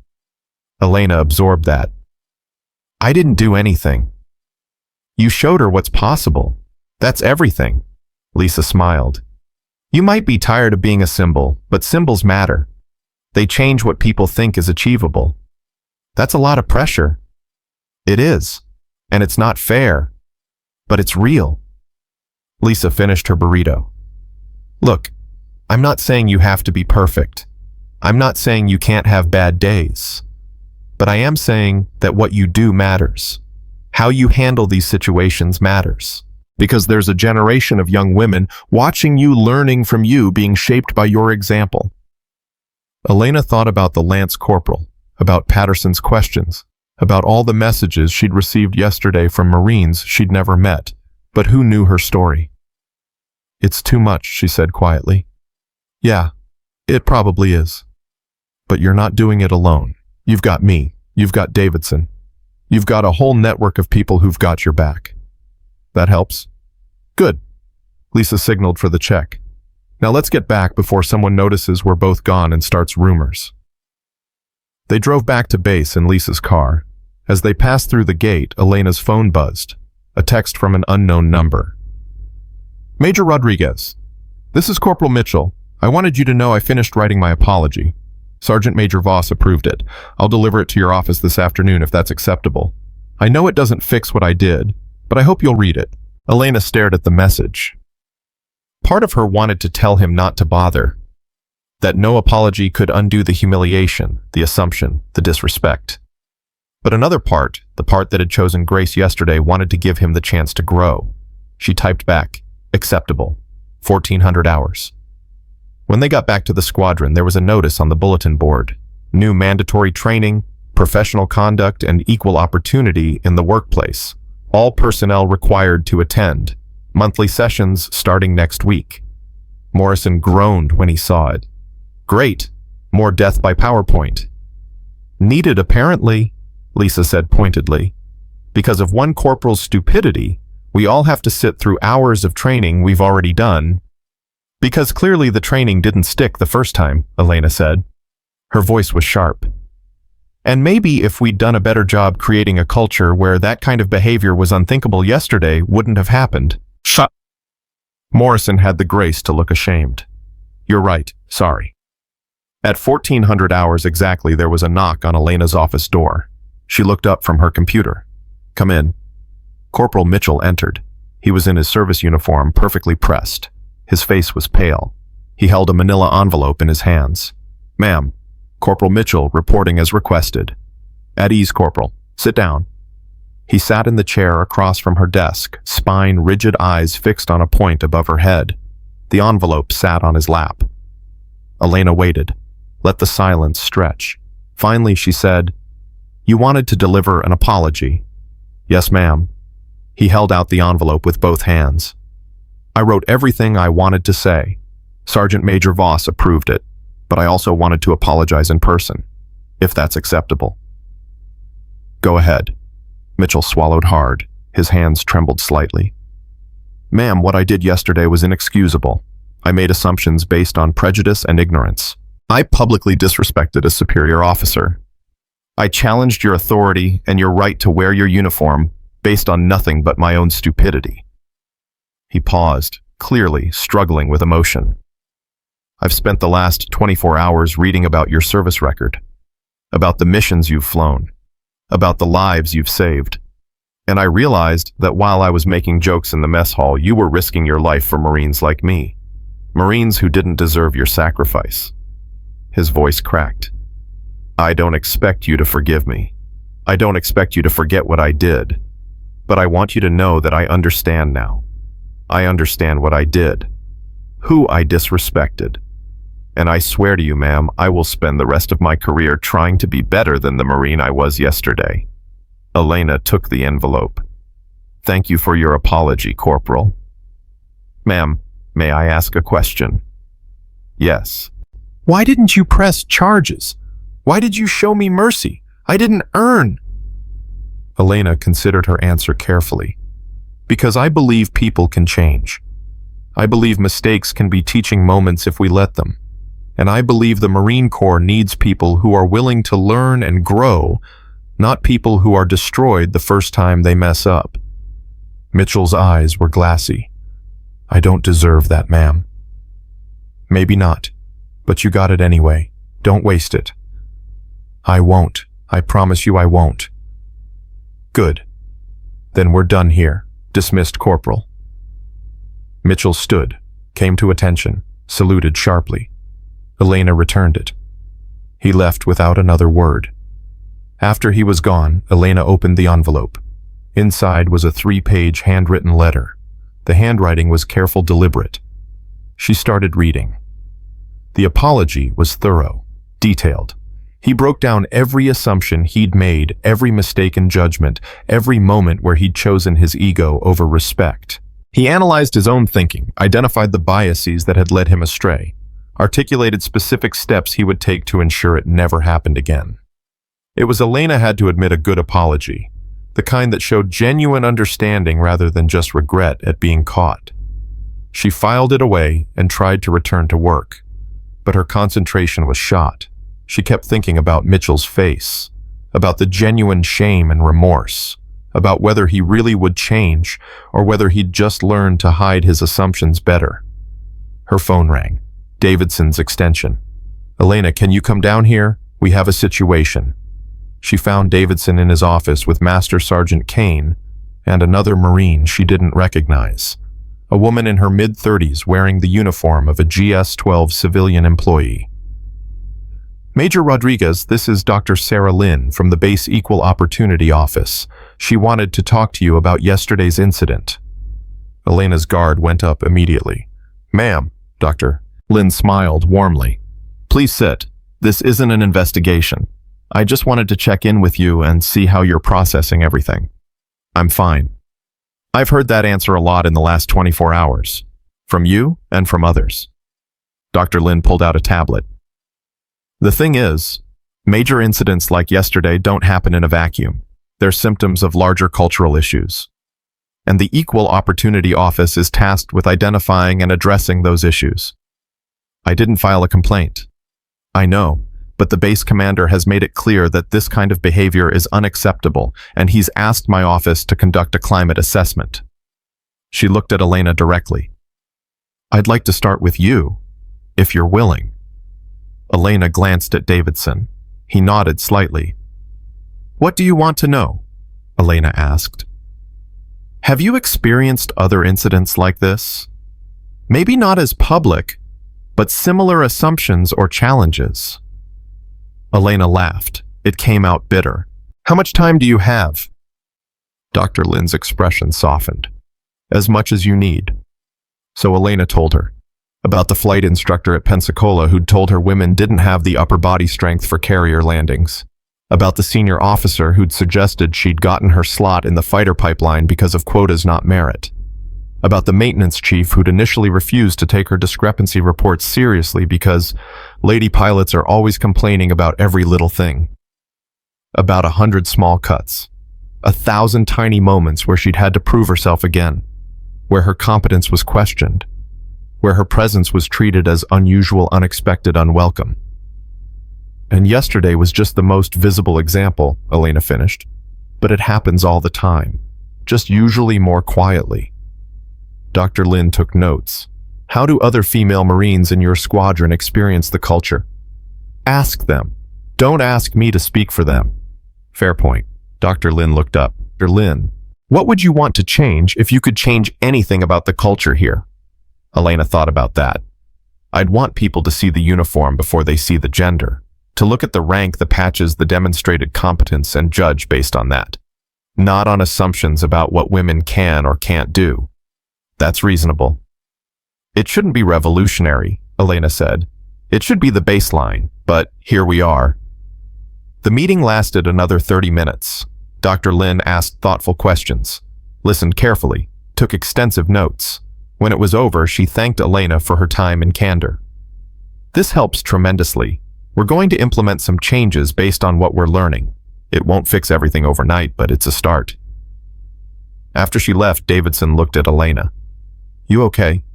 You know I'm getting really tired of that question." "I'll take that as a yes."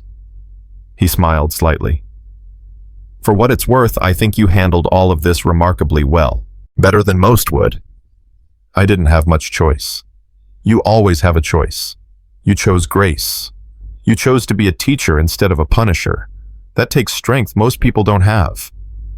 Elena stood to leave. At the door, she paused. "Sir, can I ask you something?" "Of course." "Do you think anything will really change, or are we just going through the motions?" Davidson was quiet for a moment. "Honestly, I don't know. Culture change is hard. It takes time. It takes consistent effort from leadership at every level. But I think yesterday might have been a catalyst. People saw what happened. They saw your response. They saw the consequences for Mitchell. That matters." "I hope you're right." That evening, Elena returned to her apartment exhausted. She microwaved a frozen dinner and ate it standing at her kitchen counter. She should call her mother, should respond to the dozen messages from friends checking on her, should do 100 things that responsible adults do. Instead, she pulled out her old flight logbook, the physical one she'd kept during her first deployment, before everything was digital, when recording flight hours meant writing them by hand in careful columns. She flipped through the pages, each entry a memory, each flight a story. She found the entry for March 15th, 2017, the Euphrates Valley mission. Her handwriting was shaky. She'd filled it out after the debriefing, her hands still trembling from adrenaline. Mission type close air support. Ordnance expended 267 RDs, 20 millim. Enemy KIA 36. Friendly casualties. Row. Comments. Danger close gun run. Successful extraction. That was it. 3 lines to summarize the most intense 90 seconds of her life. The mission that had earned her the Distinguished Flying Cross and the call sign that would define her career. She closed the logbook, put it back on the shelf, tried not to think about how much simpler life had been then, how clear the mission was. Enemy there, friendlies here, put rounds on target, bring everyone home. Now everything was complicated. Now she was fighting battles that didn't have clear enemies or clean victories, fighting against assumptions and biases and cultural inertia. Her phone buzzed, a text from Lisa Chen. Group of us grabbing drinks at Murphy's Law. You should come. No talk about yesterday, just friends hanging out. Elena almost declined, almost sent some excuse about being tired or having work to do. But then she thought about what Lisa had said earlier, about not carrying everything alone, about having people who saw her. She texted back, "Be there in 20 minutes." Murphy's Law was a dive bar 3 miles off base. Dim lighting, sticky floors, cheap beer. It was where Marines went when they wanted to be off duty. Really off duty. No talk of work, no rank structure, just people. She found Lisa at a table in the back with 4 others. Morrison was there, along with 2 pilots from different squadrons and a young captain Elena recognized from base ops. They made room for her, bought her a beer, talked about everything except work, sports, movies, the ridiculous parking situation at the commissary, normal things, human things. Morrison, who'd been awkward that morning, apologized again. "I was an ass earlier. About the training. I wasn't thinking." "It's fine, Brad." "It's not. Lisa called me out on it after you left. She was right. I was being dismissive of something serious." He took a drink of his beer. "For what it's worth, I think what you did yesterday showing that kid mercy, that was the most officer-like thing I've seen in a long time." Elena didn't know what to say to that, so she just nodded. They stayed until midnight, laughing, telling stories, being people instead of Marines. By the time Elena drove home, she felt lighter than she had in days. Maybe that was the key. Not trying to carry everything alone. Not trying to be perfect all the time. Just being human with other humans who understood. She fell asleep quickly that night. Didn't dream. Didn't wake up in a cold sweat from memories. Just slept. Deep and dreamless and healing. The next morning she woke to find an email in her inbox from Brigadier General Matthews. Major Rodriguez. "I wanted to inform you personally that the incident from earlier this week has prompted a comprehensive review of our base culture and procedures. You will be invited to participate in a working group focused on improving professional climate for all Marines. Your input would be valuable. Additionally, I want you to know that the example you set, the grace and professionalism you demonstrated reflects the very best of Marine Corps leadership. Well done." Elena read it twice. Then she got ready for work. There were flights to brief, students to teach, a job to do. But for the first time in a long time, she felt like maybe, just maybe, her exhausting fight was making a difference. That the weight she carried wasn't pointless. That change, real change, might actually be possible. It wasn't much, but it was something, and sometimes something was enough to keep going. 3 weeks passed. The story should have faded by then. That's how these things usually worked. A scandal, a confrontation, then everyone moved on to the next drama. But this one stuck. Elena noticed it in small ways first. The way conversations paused when she entered rooms, then resumed with more careful words. The way junior Marines straightened up when she walked past their eyes, showing something that looked like respect, mixed with awe. The way her inbox filled with questions she'd never been asked before. "Ma'am, I'm a female corporal trying to get into flight school. Would you be willing to review my application?" "Major Rodriguez, my daughter wants to be a pilot. Could you speak at her high school career day?" "Ma'am, I'm facing some discrimination in my unit. Could I get your advice?" She tried to answer them all. Tried to be the mentor, the example, the voice of experience everyone suddenly expected her to be. But each email was another weight on shoulders already carrying too much. On a Wednesday morning, she was reviewing flight reports when Lieutenant Colonel Davidson appeared at her office door. "Elena, conference room, 5 minutes. His tone made her stomach drop. "Sir, what's this about?" "You'll see." The conference room was already full when she arrived. General Matthews sat at the head of the table. Beside him, the base sergeant major, Colonel Harrison, Dr. Lin from Equal Opportunity, Master Sergeant Kane, and 3 people Elena didn't recognize, 2 women and 1 man in business casual attire. "Major Rodriguez, thank you for joining us," Matthews said. "Please sit." Elena took the empty chair across from the strangers. Matthews gestured to them. "This is Dr. Patricia Walsh, Colonel Susan Martinez, retired, and Commander David Park from Navy Personnel Command. They're here as part of the working group I mentioned in my email, the Culture Assessment Initiative." Dr. Walsh, a woman in her 50s, with steel gray hair and sharp eyes, leaned forward. "Major Rodriguez, we've spent the last 3 weeks interviewing over 200 personnel on this base, officers, enlisted civilians. All ranks, all occupational specialties. We've compiled quite a comprehensive picture." "Of what, ma'am?" "Of how pervasive the problem is." Colonel Martinez spoke now. She was maybe 60, with the bearing of someone who'd fought these battles before. "The incident with Corporal Mitchell wasn't isolated. It was symptomatic. We found evidence of systemic bias affecting not just women, but minorities, junior personnel challenging senior assumptions, basically anyone who doesn't fit the traditional Marine combat arms profile." Elena's jaw tightened. "With respect, ma'am, I could have told you that without a 3-week study." "I'm sure you could have, Joan," Martinez said, "but now we have data, documentation, patterns we can show to skeptics who think this is just people being too sensitive."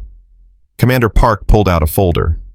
"We found 17 separate incidents in the last year alone where female Marines were challenged about wearing their authorized uniforms or questioned about their qualifications. 12 cases of male personnel making assumptions about women's technical competence.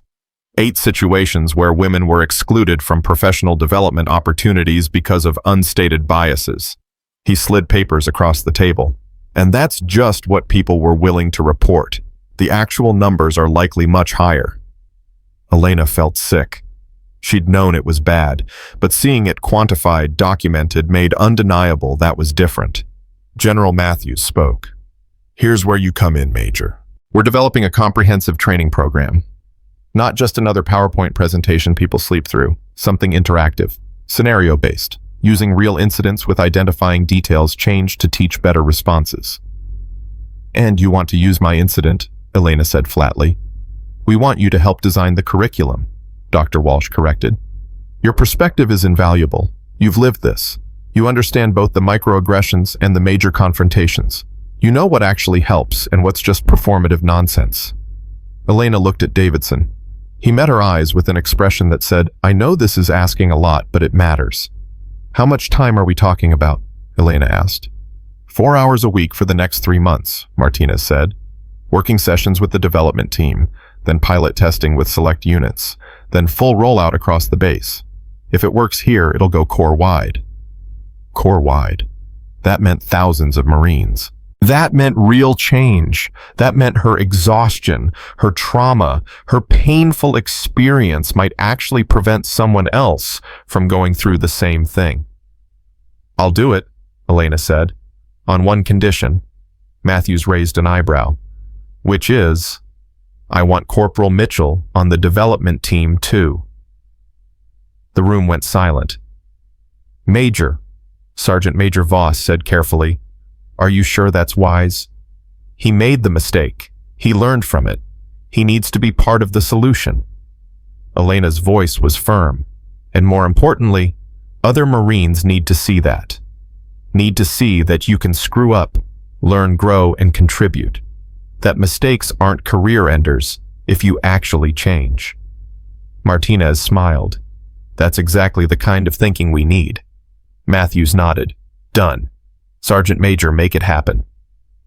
After the meeting, Elena walked back to her office in a daze. This was real. This was going to be her life for the next 3 months on top of everything else. More time, more energy, more pieces of herself given away to fix a system that shouldn't have been broken in the first place. Her phone rang. Unknown number. She almost didn't answer. Major Rodriguez? Ma'am, this is Captain Jennifer Torres. We spoke briefly 3 weeks ago. I was the one who texted you after the incident. Elena remembered. The woman from VMFA 314. Captain Torres, what can I do for you? Actually, ma'am, I was hoping I could do something for you. I heard you're heading up the Culture Assessment Working Group. I'd like to volunteer. I've got a master's degree in organizational psychology, and I've experienced my share of what we're trying to fix. Elena felt something shift. She wasn't alone in this. There were others willing to fight. Can you come by my office tomorrow at 0900? Absolutely, ma'am. Thank you. The next morning, Torres arrived precisely on time. She was 32 with the calm competence Elena associated with experienced pilots. They talked for 2 hours. Torres had ideas, good ones. Ways to make the training actually stick. Ways to measure real culture change instead of just checking boxes. The problem with most diversity training, Torres said, is that it treats symptoms instead of causes. It tells people, don't do this, without helping them understand why they think that way in the first place. So what's your solution? Cognitive reframing. You get people to examine their own assumptions, make them uncomfortable in a safe environment, show them their blind spots, then give them tools to self-correct. Torres pulled out her tablet. I've been working on a prototype. Want to see? Elena spent the next hour reviewing Torres's materials. They were good, really good. By the time Torres left, Elena felt something she hadn't felt in weeks. Hope. That afternoon, the first working group session convened. Elena, Torres, Dr. Walsh, Colonel Martinez, and 3 other personnel Elena didn't know. And walking in last, looking like he'd rather be anywhere else, Corporal Mitchell. He took a seat at the far end of the table. His eyes met Elena's for a brief second before skittering away. Dr. Walsh opened the session. Let's establish ground rules. First, everything said in this room stays in this room. Second, we're here to learn and improve, not to assign blame. Third, everyone's perspective matters. Rank doesn't determine whose voice is most important. She looked around the table. Now, let's start with the question everyone's probably wondering. Major Rodriguez, why did you want Corporal Mitchell on this team? All eyes turned to Elena. Because, Elena said slowly, he represents something important. He's not a monster. He's not uniquely terrible. He's a product of the culture we're trying to change. And if we can help him understand why his assumptions were wrong and give him tools to do better, then we can help others too. She looked at Mitchell directly now. Corporal, I need you to be honest in these sessions. I need you to help us understand what you were thinking, why you thought it, what could have prevented it. That's going to be uncomfortable, but it's necessary. Mitchell swallowed hard. Yes, ma'am, I understand. Good. Then let's talk about assumptions. Who wants to start? What followed was 3 hours of the most difficult, honest conversation Elena had participated in. Mitchell walked them through his thinking that day. The assumptions he'd made based on gender, the peer pressure that escalated the situation, the defensive pride that kept him digging deeper even when he knew he was wrong. I think the worst part, Mitchell said, his voice rough, was that I knew I might be wrong. When I looked at her ID and saw a major, part of me wanted to apologize right then. But I couldn't, not in front of everyone. My pride wouldn't let me back down. That's human nature, Dr. Walsh said. The sunk cost fallacy. You'd invested in a position, and admitting you were wrong felt like losing face. It was losing face, Mitchell said. I looked like a complete idiot in front of the entire mess hall. You looked like an idiot because you acted like one, Torres said bluntly. But here's the question. What would have helped you make a different choice earlier? Before it got to that point. Mitchell thought about that. If I'd had any training that made me question my assumptions, if anyone had ever told me to look at qualifications before making judgments, if I'd understood that women could be fighter pilots, that they could have combat experience, that they could be the most qualified person in any room. You never got that training, Elena asked. Not really. We got the standard EO brief at boot camp. Don't harass people, treat everyone with respect, yada yada. But it was generic. It didn't connect to real situations. It didn't make me think about my own biases. Martinez nodded, taking notes. That's exactly what we're hearing from everyone. The current training is check-the-box compliance, not actual education. They worked through lunch, built scenarios, tested approaches, challenged each other's assumptions. It was exhausting and exhilarating and occasionally painful. During a break, Mitchell approached Elena hesitantly. Ma'am, can I ask you something? Go ahead. Why did you really want me on this team? I mean, really, not the official answer you gave in there. Elena considered her answer carefully. Because I believe people can change, and I need to believe that. If I don't believe it, then what's the point of any of this? If people are just stuck in their biases forever, then we're all wasting our time. But what if I don't change? What if I just learn to hide it better? Then you prove me wrong, but I don't think you will. How do you know? Because you're here. Because you're asking these questions. Because you're uncomfortable and you're still showing up anyway. Elena met his eyes. That takes courage most people don't have. Mitchell looked like he might cry. Thank you, ma'am. Over the next week, the working group met 4 more times. They developed scenarios based on real incidents, created discussion guides, built assessment tools. Torres's background in psychology proved invaluable. She understood how to structure learning experiences that actually change minds. But not everyone was on board. During one session, a master gunnery sergeant named Roberts pushed back hard. With all due respect, this feels like we're coddling people, making excuses for bad behavior. In my day, you screwed up, you got punished. End of story. We didn't need all this touchy-feely analysis. And how well did that work? Elena asked. Because if punishment alone fixed the problem, we wouldn't be sitting here right now. Roberts's jaw tightened. Ma'am, I've been in the Corps for 26 years. I've seen trends come and go. Sensitivity training, cultural awareness, diversity initiatives. They never stick. You know why? Because you can't train away human nature. People are always going to make assumptions. They're always going to have biases. That's just reality. You're right, Martinez said. We can't eliminate bias completely, but we can teach people to recognize it and correct it. We can create systems that make bias less likely to cause harm. Sounds like social engineering to me, Roberts muttered. It is, Elena said. That's exactly what it is. And that's exactly what the military has always done. We take civilians, with all their individual quirks and biases, and we engineer them into Marines who can work together effectively. This is just the next evolution of that. Roberts didn't look convinced, but he stopped arguing. That night, Elena stayed late in her office, reviewing the materials they'd developed. Her eyes burned from staring at screens. Her head ached. She was drafting yet another scenario when her phone buzzed. Text from Lisa Chen. You still at work? It's 2100. Go home. Elena looked at the clock. How had it gotten so late? She packed up her things and headed to the parking lot. The base was quiet at this hour. Most Marines were either in the barracks or off base. The flight line sat silent, dark shapes of aircraft, barely visible in the moonlight. Her phone rang as she reached her car. Her mother. Mija, why don't you ever call anymore? Mama, I'm sorry, it's been crazy here. Too crazy to call your mother, too crazy to let me know you're alive. There was hurt under the scolding. Elena leaned against her car. You're right, I'm sorry. I should have called. Your father told me what happened, with that young Marine who disrespected you. He did. Of course he did. You think we don't worry? You think we don't think about you out there dealing with all of that alone? I'm not alone, Mama. Aren't you? When was the last time you were home? When was the last time you let yourself rest? When was the last time you were just Elena? Not Major Rodriguez. Not Black Mamba. Just our daughter.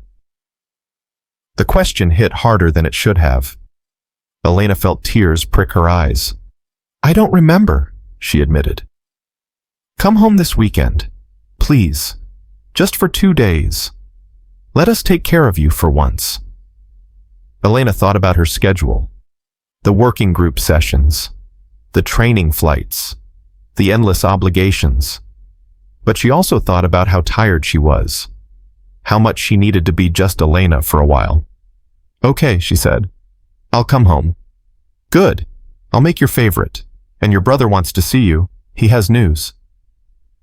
They talked for a few more minutes about family things, safe things, normal things. When Elena finally got off the phone and drove home, she felt lighter. The next morning, she submitted leave papers for the following weekend. Davidson approved them without question. You've been burning the candle at both ends, he said. Take the time. That's an order. The week passed in a blur of meetings and flights and working group sessions. They were making real progress on the curriculum. Even Roberts was starting to come around, offering grudging suggestions that actually improved their materials. On Friday afternoon, the working group presented their initial framework to General Matthews and his staff. Elena walked them through the three-phase approach: awareness building, skill development, and cultural accountability. Matthews listened intently, asked sharp questions, challenged their assumptions, but by the end he was nodding. This is solid work. Much better than anything I've seen from higher headquarters. When can we pilot test it? 2 weeks, sir, Torres said. We want to refine it based on your feedback, then run it with a test group. Make it happen. Matthews looked at Elena. Major Rodriguez, this is exactly the kind of leadership the Corps needs. Well done. After the briefing, Elena felt a surge of pride mixed with exhaustion. They'd done it. They'd built something real, something that might actually make a difference. She drove home to pack for her trip. As she threw clothes into a bag, her phone buzzed. Email from Lieutenant Patterson, the young pilot from her training flight weeks ago. Ma'am, I wanted you to know that your class was the most valuable training I've received. Not just the flying that was excellent, but the way you handled yourself. The way you taught us that being a good pilot means being a good person first. I'm going to carry that lesson through my entire career. Thank you. Elena read it twice. Then she saved it in a folder she kept for days when she doubted whether any of this mattered. The drive to her parents' house took 3 hours. They lived in a small town, inland, away from the coast, away from the military bases. Normal civilian life. Her mother was waiting on the front porch when Elena pulled up. She rushed down to meet her, wrapping Elena in a fierce hug. Look at you. You're too skinny. Aren't they feeding you? Mama, I'm fine. You're not fine. You're exhausted. I can see it in your eyes. Her mother pulled back, studying her face. Come inside. Your father is making dinner. Her father was in the kitchen, sleeves rolled up, cooking with the same precision he'd once used as a Marine. He'd retired as a master sergeant 15 years ago, but he still moved like a Marine. He looked up when Elena entered, smiled, pulled her into a hug that smelled like garlic and oregano. There's my pilot, he said. How's my Black Mamba? Tired, Papa? I bet. He went back to stirring his sauce. I heard about the working group, about the training program you're developing. That's good work, mija. Important work. It's exhausting work. The important stuff usually is. He glanced at her. But you can't do it all yourself. You know that, right? You can't carry the weight of changing the entire Corps on your own shoulders. Someone has to. No. Lots of people have to. Together. That's how change happens. Not one hero doing everything. A team of people, all pulling in the same direction. Elena leaned against the counter. When did you get so wise? About 30 years ago. You just weren't listening. He smiled. Now set the table. Your brother will be here soon with his fiancée. His what? Fiancé. That's the news your mother mentioned. Miguel is getting married. Elena felt a stab of something that might have been jealousy. Her younger brother was moving forward with his life, building something, while she was stuck fighting the same battles over and over. Miguel arrived 20 minutes later with a bright-eyed woman named Sophia, who was a third-grade teacher. They were clearly in love, the kind of easy, comfortable love that came from actually knowing each other, not just the romance. Over dinner, they told the story of the proposal.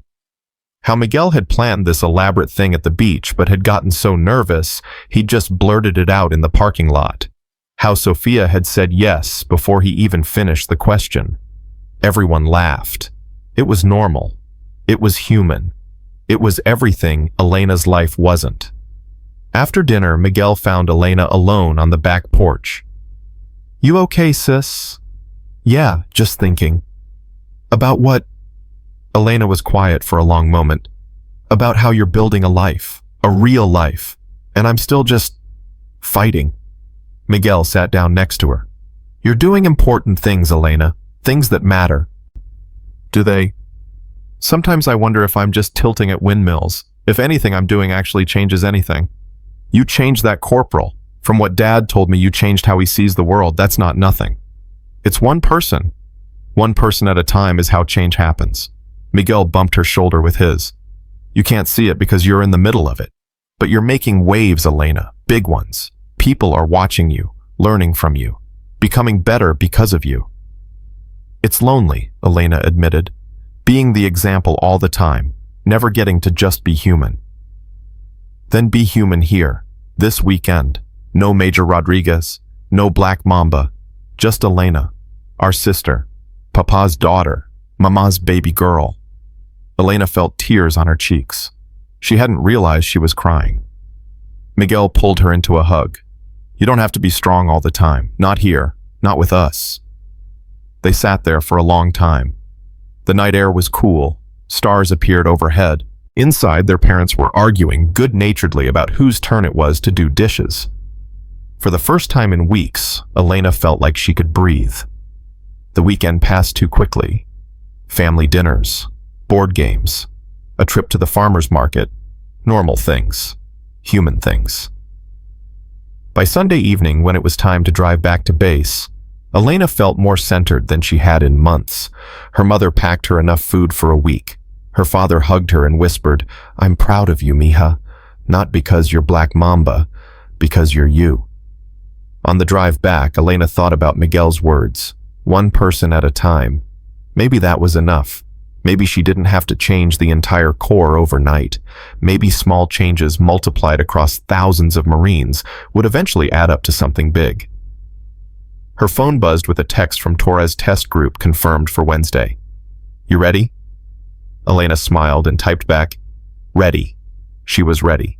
Not because she wasn't tired, not because it wasn't hard, but because it mattered. Because somewhere a young woman was dreaming of being a pilot. Because somewhere a Marine was learning to see past their assumptions. Because change was possible even if it came one person, one moment, one difficult conversation at a time. The base gates appeared ahead. Elena showed her ID. The guard waved her through. She was back. Back to being Major Rodriguez. Back to being Black Mamba. Back to carrying the weight. But now she remembered something important. She didn't have to carry it alone. There were others. Torres, Davidson, Martinez. Even Mitchell transformed from antagonist to ally. They were building something together, something that might outlast all of them. And maybe, just maybe, that was enough. Wednesday morning arrived with heavy clouds threatening rain. Elena stood in front of the conference room where they'd conduct the first pilot test of the new training program. 40 Marines sat in rows of chairs representing every rank from private to lieutenant colonel, every occupational specialty from infantry to logistics to aviation. The test group. Torres stood beside her reviewing notes on her tablet. "You nervous?" "Terrified," Elena admitted. "Good, means you care." Torres looked up. "Remember, we're not here to preach. We're here to facilitate learning. Let them do the work." General Matthews entered with Sergeant Major Voss. The room snapped to attention. Carry on, Matthews said. He took a seat in the back corner. Observer status, but his presence changed everything. Everyone would be watching their reactions, calibrating their own responses based on what the general thought. Elena walked to the front of the room. Her hands were steady, but her heart hammered. Good morning. I'm Major Elena Rodriguez. Over the next 3 hours, we're going to have some uncomfortable conversations. We're going to examine assumptions you might not know you have. We're going to talk about incidents that make people defensive. And we're going to do it all with the understanding that we're here to learn, not to judge. She paused, making eye contact around the room. Some of you know who I am. Some of you know the story of what happened in this building's mess hall 6 weeks ago. That incident is part of why we're here today.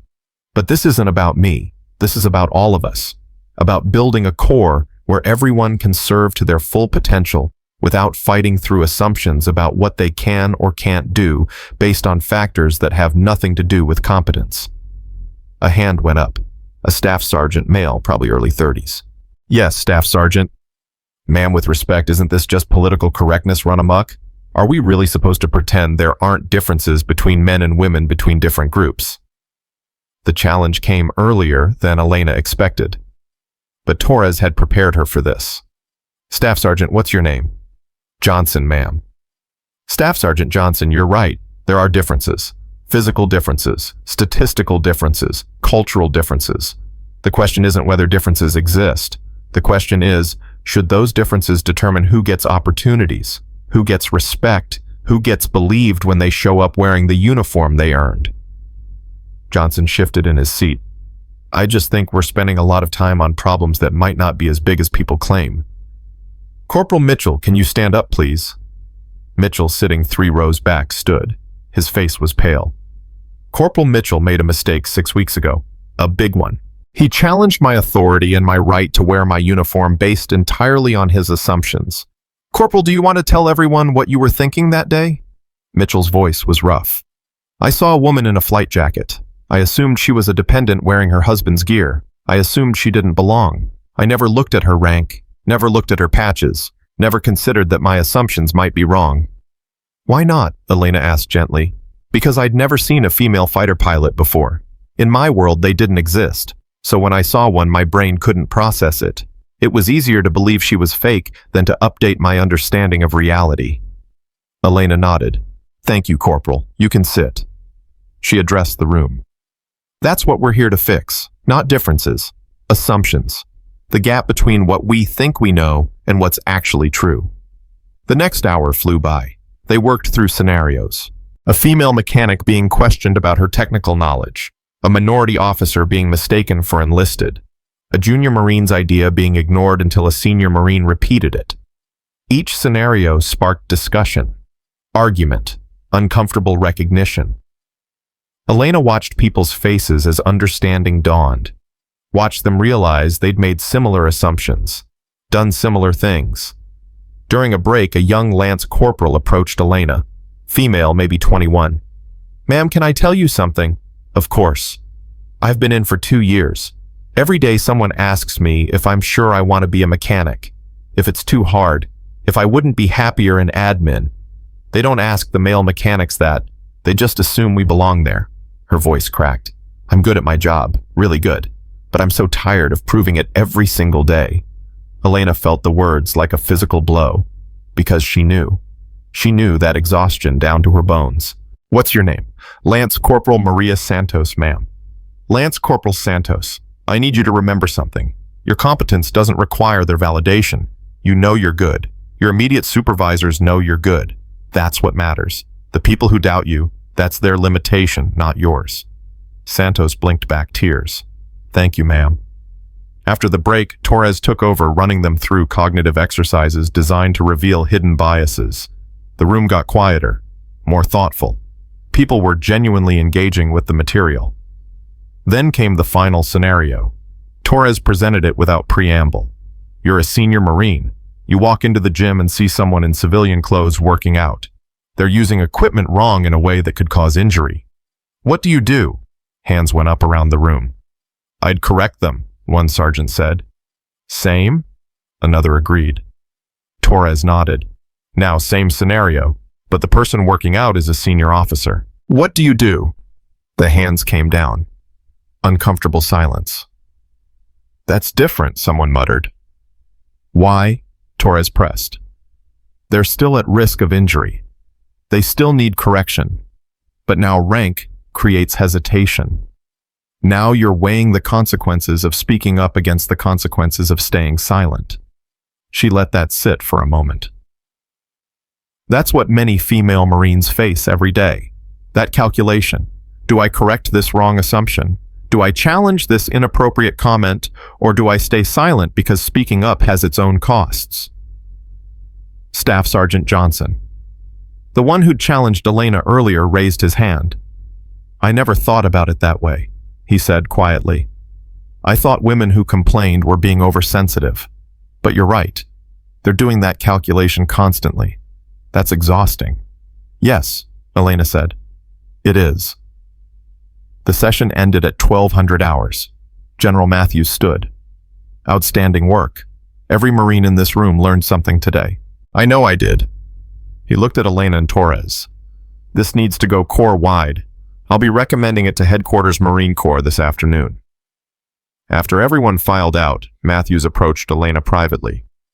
Major, I have a question for you. It's not an order, just a question.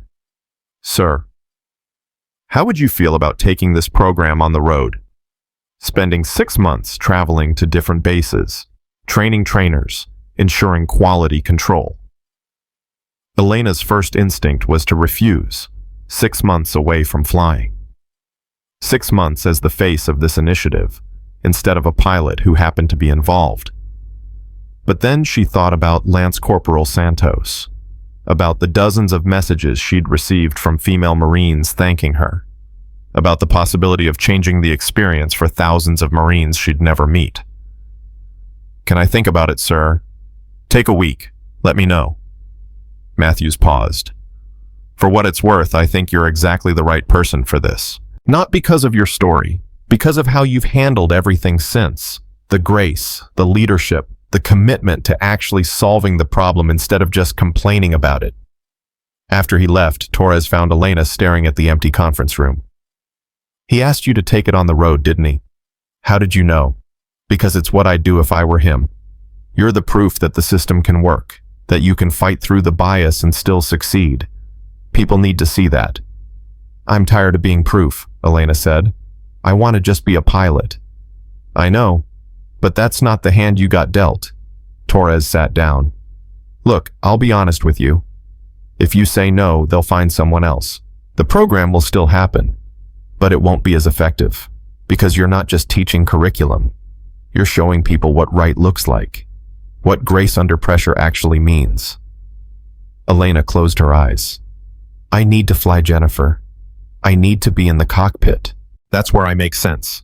That's where I'm just Elena, not Black Mamba, not a symbol, just a pilot doing her job. Then negotiate. Tell Matthews you'll do it if you can maintain flight status, if you can instruct part-time, if you can keep 1 foot in the cockpit while doing this work. It was a good idea, a compromise that might let Elena keep her identity while serving this larger mission. That evening, Elena sat in her apartment with a glass of wine and her phone. She scrolled through messages from the past 6 weeks, dozens of them, from people she'd never met.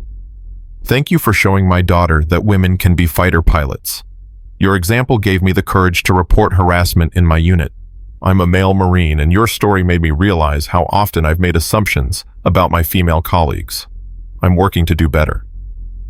Each message was a reminder that her exhaustion mattered, that her fight was changing things for people she'd never know. Her phone rang. Lisa Chen. Have you decided? Lisa asked without preamble. How do you know about the offer? Davidson told me. Said Matthews wants you for the road show. Said you're thinking about it. I don't know if I can do it, Lisa. 6 months of being Black Mamba everywhere I go. 6 months of reliving that mess hall confrontation in every training session. I'm barely holding it together as it is. Then don't hold it together. Let yourself fall apart a little. Let people see that you're human. That might be the most important lesson of all. Elena laughed bitterly. Right. Show weakness while trying to convince people I'm competent. That'll work great. I'm serious. The problem with being a legend is that legends aren't human. They're untouchable, unreachable. They don't inspire people to try because people think, I could never do that. But if you show them that you struggle, that you get tired and scared and uncertain, then they think, maybe I could do that. Maybe I'm stronger than I think. The words hit Elena hard because Lisa was right. The legend was isolating. The humanity was connecting. I'll think about it, Elena said. That's all I ask.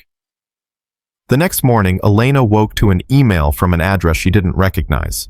The subject line read, from one of the 12. She opened it. Major Rodriguez, you don't know me. My name is James Walsh. I was one of the Marines you saved in the Euphrates Valley, the saw gunner on Reaper 2. I've wanted to write this email for 7 years but never had the courage. That night, I was certain I was going to die. We all were. We'd made peace with it, said our prayers, written our last letters in our heads. And then you appeared. Just your voice on the radio at first, calm, steady, telling us you were coming, telling us to trust you. I've never told anyone this, but when you made those gun runs, I cried. Not from fear, from relief, from disbelief that someone could fly like that, could be that good, could care enough about 12 Marines she'd never met to risk everything. You gave me 7 more years. 7 years I've used to get married, finish college, have a daughter. Her name is Elena. My wife and I named her after you. Because you're the reason she exists. I heard about what happened at Miramar, about that corporal who challenged you, about how you showed him grace instead of destroying him. That's the same person who saved us. Someone who sees the humanity in everyone, even when they don't deserve it. I don't know what you're going through right now, but I wanted you to know that your life matters. Not just your flying. You, the person you are, the grace you show, the standard you set. You changed my life. You changed my daughter's life. You changed the lives of 11 other Marines and everyone who loves us. Thank you for everything. Elena read the email 3 times. Her vision blurred with tears.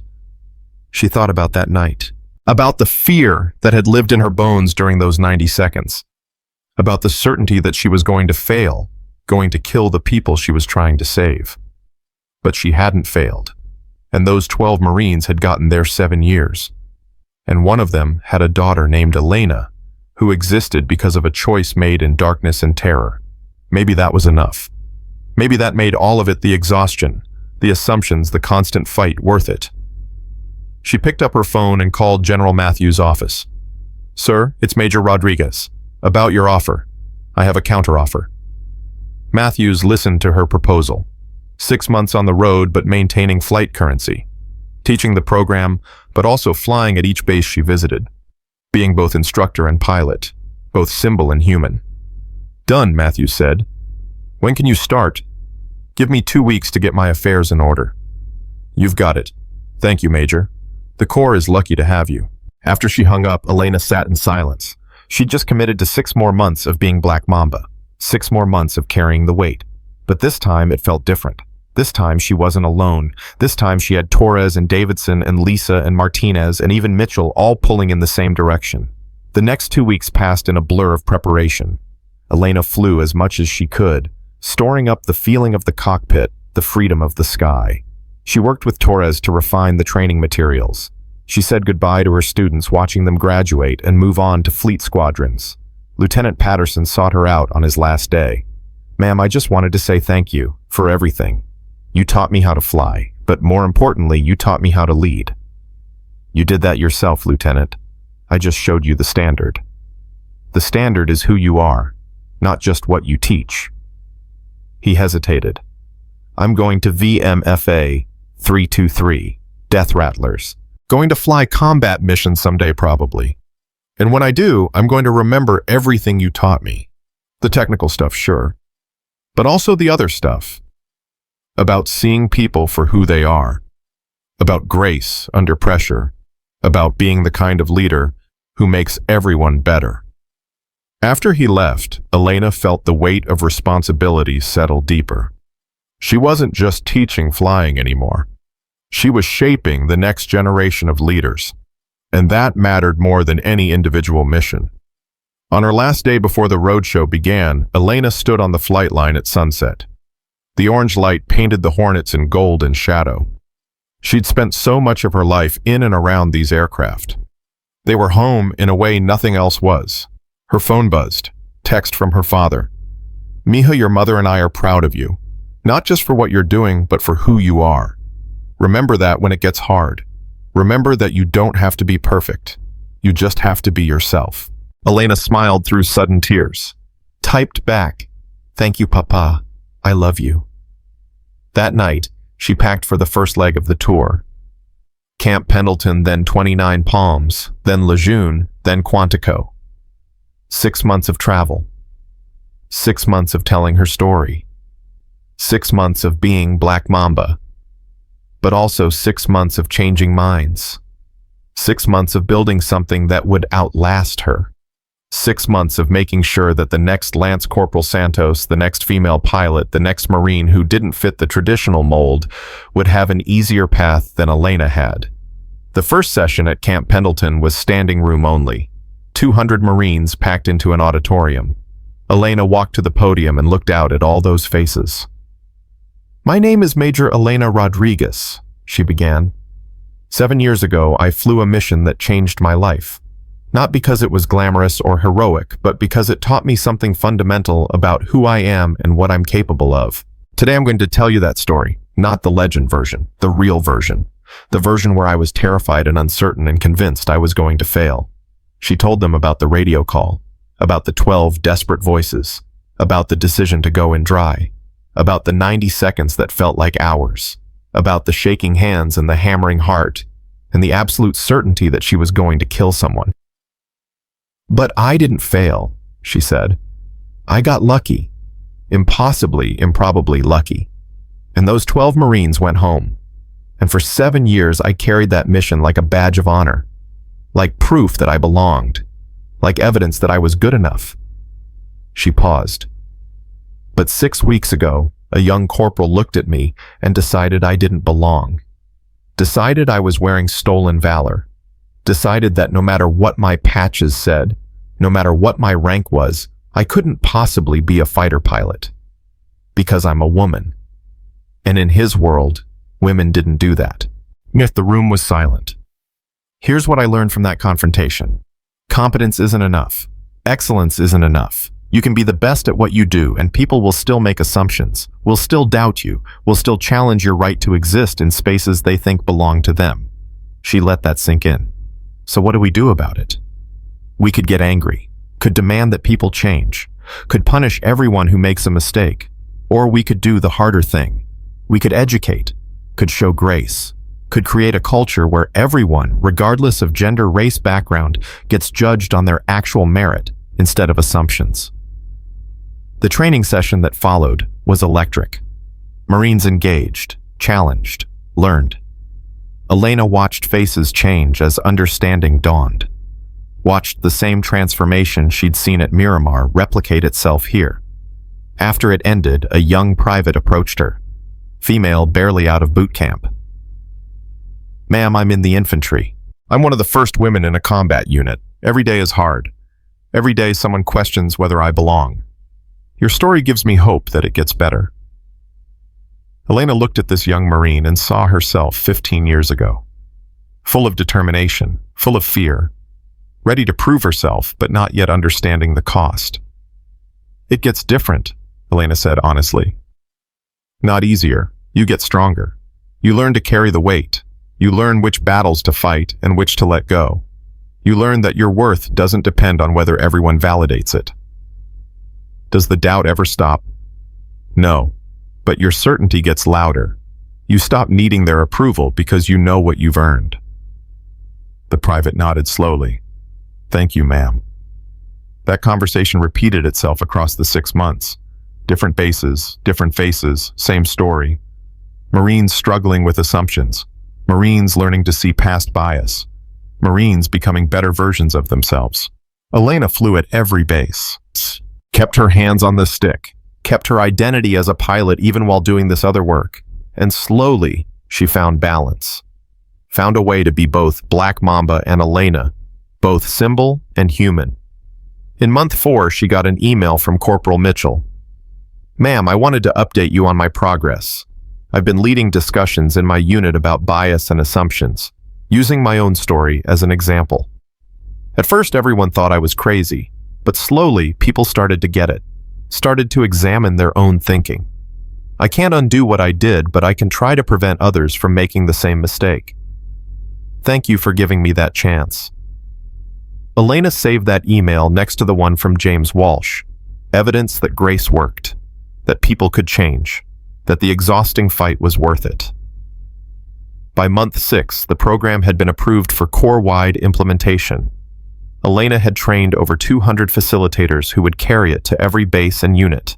The work would continue without her. On her last day of the tour, she stood in front of a room of instructors at Quantico. These were the people who would carry the mission forward. "This is bigger than any one person," Elena told them. "Bigger than my story or anyone else's. This is about building a core where everyone can serve to their full potential, where competence matters more than assumptions, where grace is stronger than punishment." She paused. "Some of you will face resistance. Some people will call this political correctness or social engineering or a waste of time. Don't argue with them. Show them. Show them through example, through results, through the undeniable evidence that teams perform better when everyone is valued." When the session ended, Elena drove back to Miramar, back to her squadron, back to flying full-time. The 6 months had changed her. She was tired in new ways, but also stronger, more certain of her purpose. Davidson welcomed her back with a smile. "How does it feel to be just a pilot again?" "Like coming home," Elena said. But she wasn't just a pilot anymore. She'd never be just a pilot again. She was Black Mamba. She was the standard. She was the example thousands of Marines looked to. And that was okay, because she'd learned to carry it without letting it crush her. 2 months after returning, Elena was walking across the flight line when she saw a familiar figure. Lance Corporal Santos, the young mechanic who'd spoken to her at the first training session. "Ma'am," Santos jogged over. "I wanted to tell you I got selected for corporal, and my supervisor wrote in my evaluation that I'm the best young mechanic he's worked with in 10 years. Elena felt pride surge through her. "That's outstanding, Santos. You earned it." "I did. But your words helped me believe I could. Helped me stop doubting myself just because other people doubted me." Santos smiled. "Thank you, ma'am." After Santos left, Elena stood on the flight line and watched Hornets take off into the evening sky. She thought about all the Marines she'd met, all the conversations she'd had, all the small moments of change multiplied across thousands of lives. She thought about James Walsh's daughter named Elena, who existed because of a choice made in terror and darkness. About Lieutenant Patterson carrying her lessons into combat leadership. About Santos believing in her own competence. About Mitchell transformed from antagonist to advocate. She thought about the legend of Black Mamba and the reality of Elena Rodriguez and how they'd finally, after all these years, learned to coexist. The sun set over the flight line, painting everything gold. Elena turned and walked toward the ready room. Tomorrow there would be flights to brief students to teach the endless work of being both pilot and leader and example. But tonight, she let herself feel it. The satisfaction of knowing that her exhausting fight had mattered. That the weight she carried had purpose. That grace given freely, even when undeserved, could change not just individuals, but entire cultures. She'd laughed at her call sign once, that young recon Marine who'd given it to her. "Black Mamba," he'd said, "you fly with the devil's luck and the precision of a snake." But it wasn't luck. It was skill. It was training. It was choosing to be better than good enough, even when good enough would have been excusable. It was grace under pressure. It was competence that couldn't be denied. It was the standard she set, not just for others, but for herself. And that standard visible in every patch she wore, every flight she flew, every Marine she taught, every moment of grace she offered to people who didn't deserve it. That standard was her true legacy, not the legend, not the story people told, but the thousands of small changes rippling outward from her choices making the core better for everyone who came after. She'd been Black Mamba in the cockpit that night 7 years ago, but she'd become Black Mamba in life through everything that followed, through the fight, through the exhaustion, through the choice to keep showing up, keep proving herself, keep being excellent even when excellence wasn't enough. And now finally she understood that being Black Mamba wasn't a burden she carried. It was who she'd chosen to become. And that choice made new every single day was what transformed assumptions into respect, ignorance into understanding, and one Marine's exhausting fight into a legacy that would outlive them all.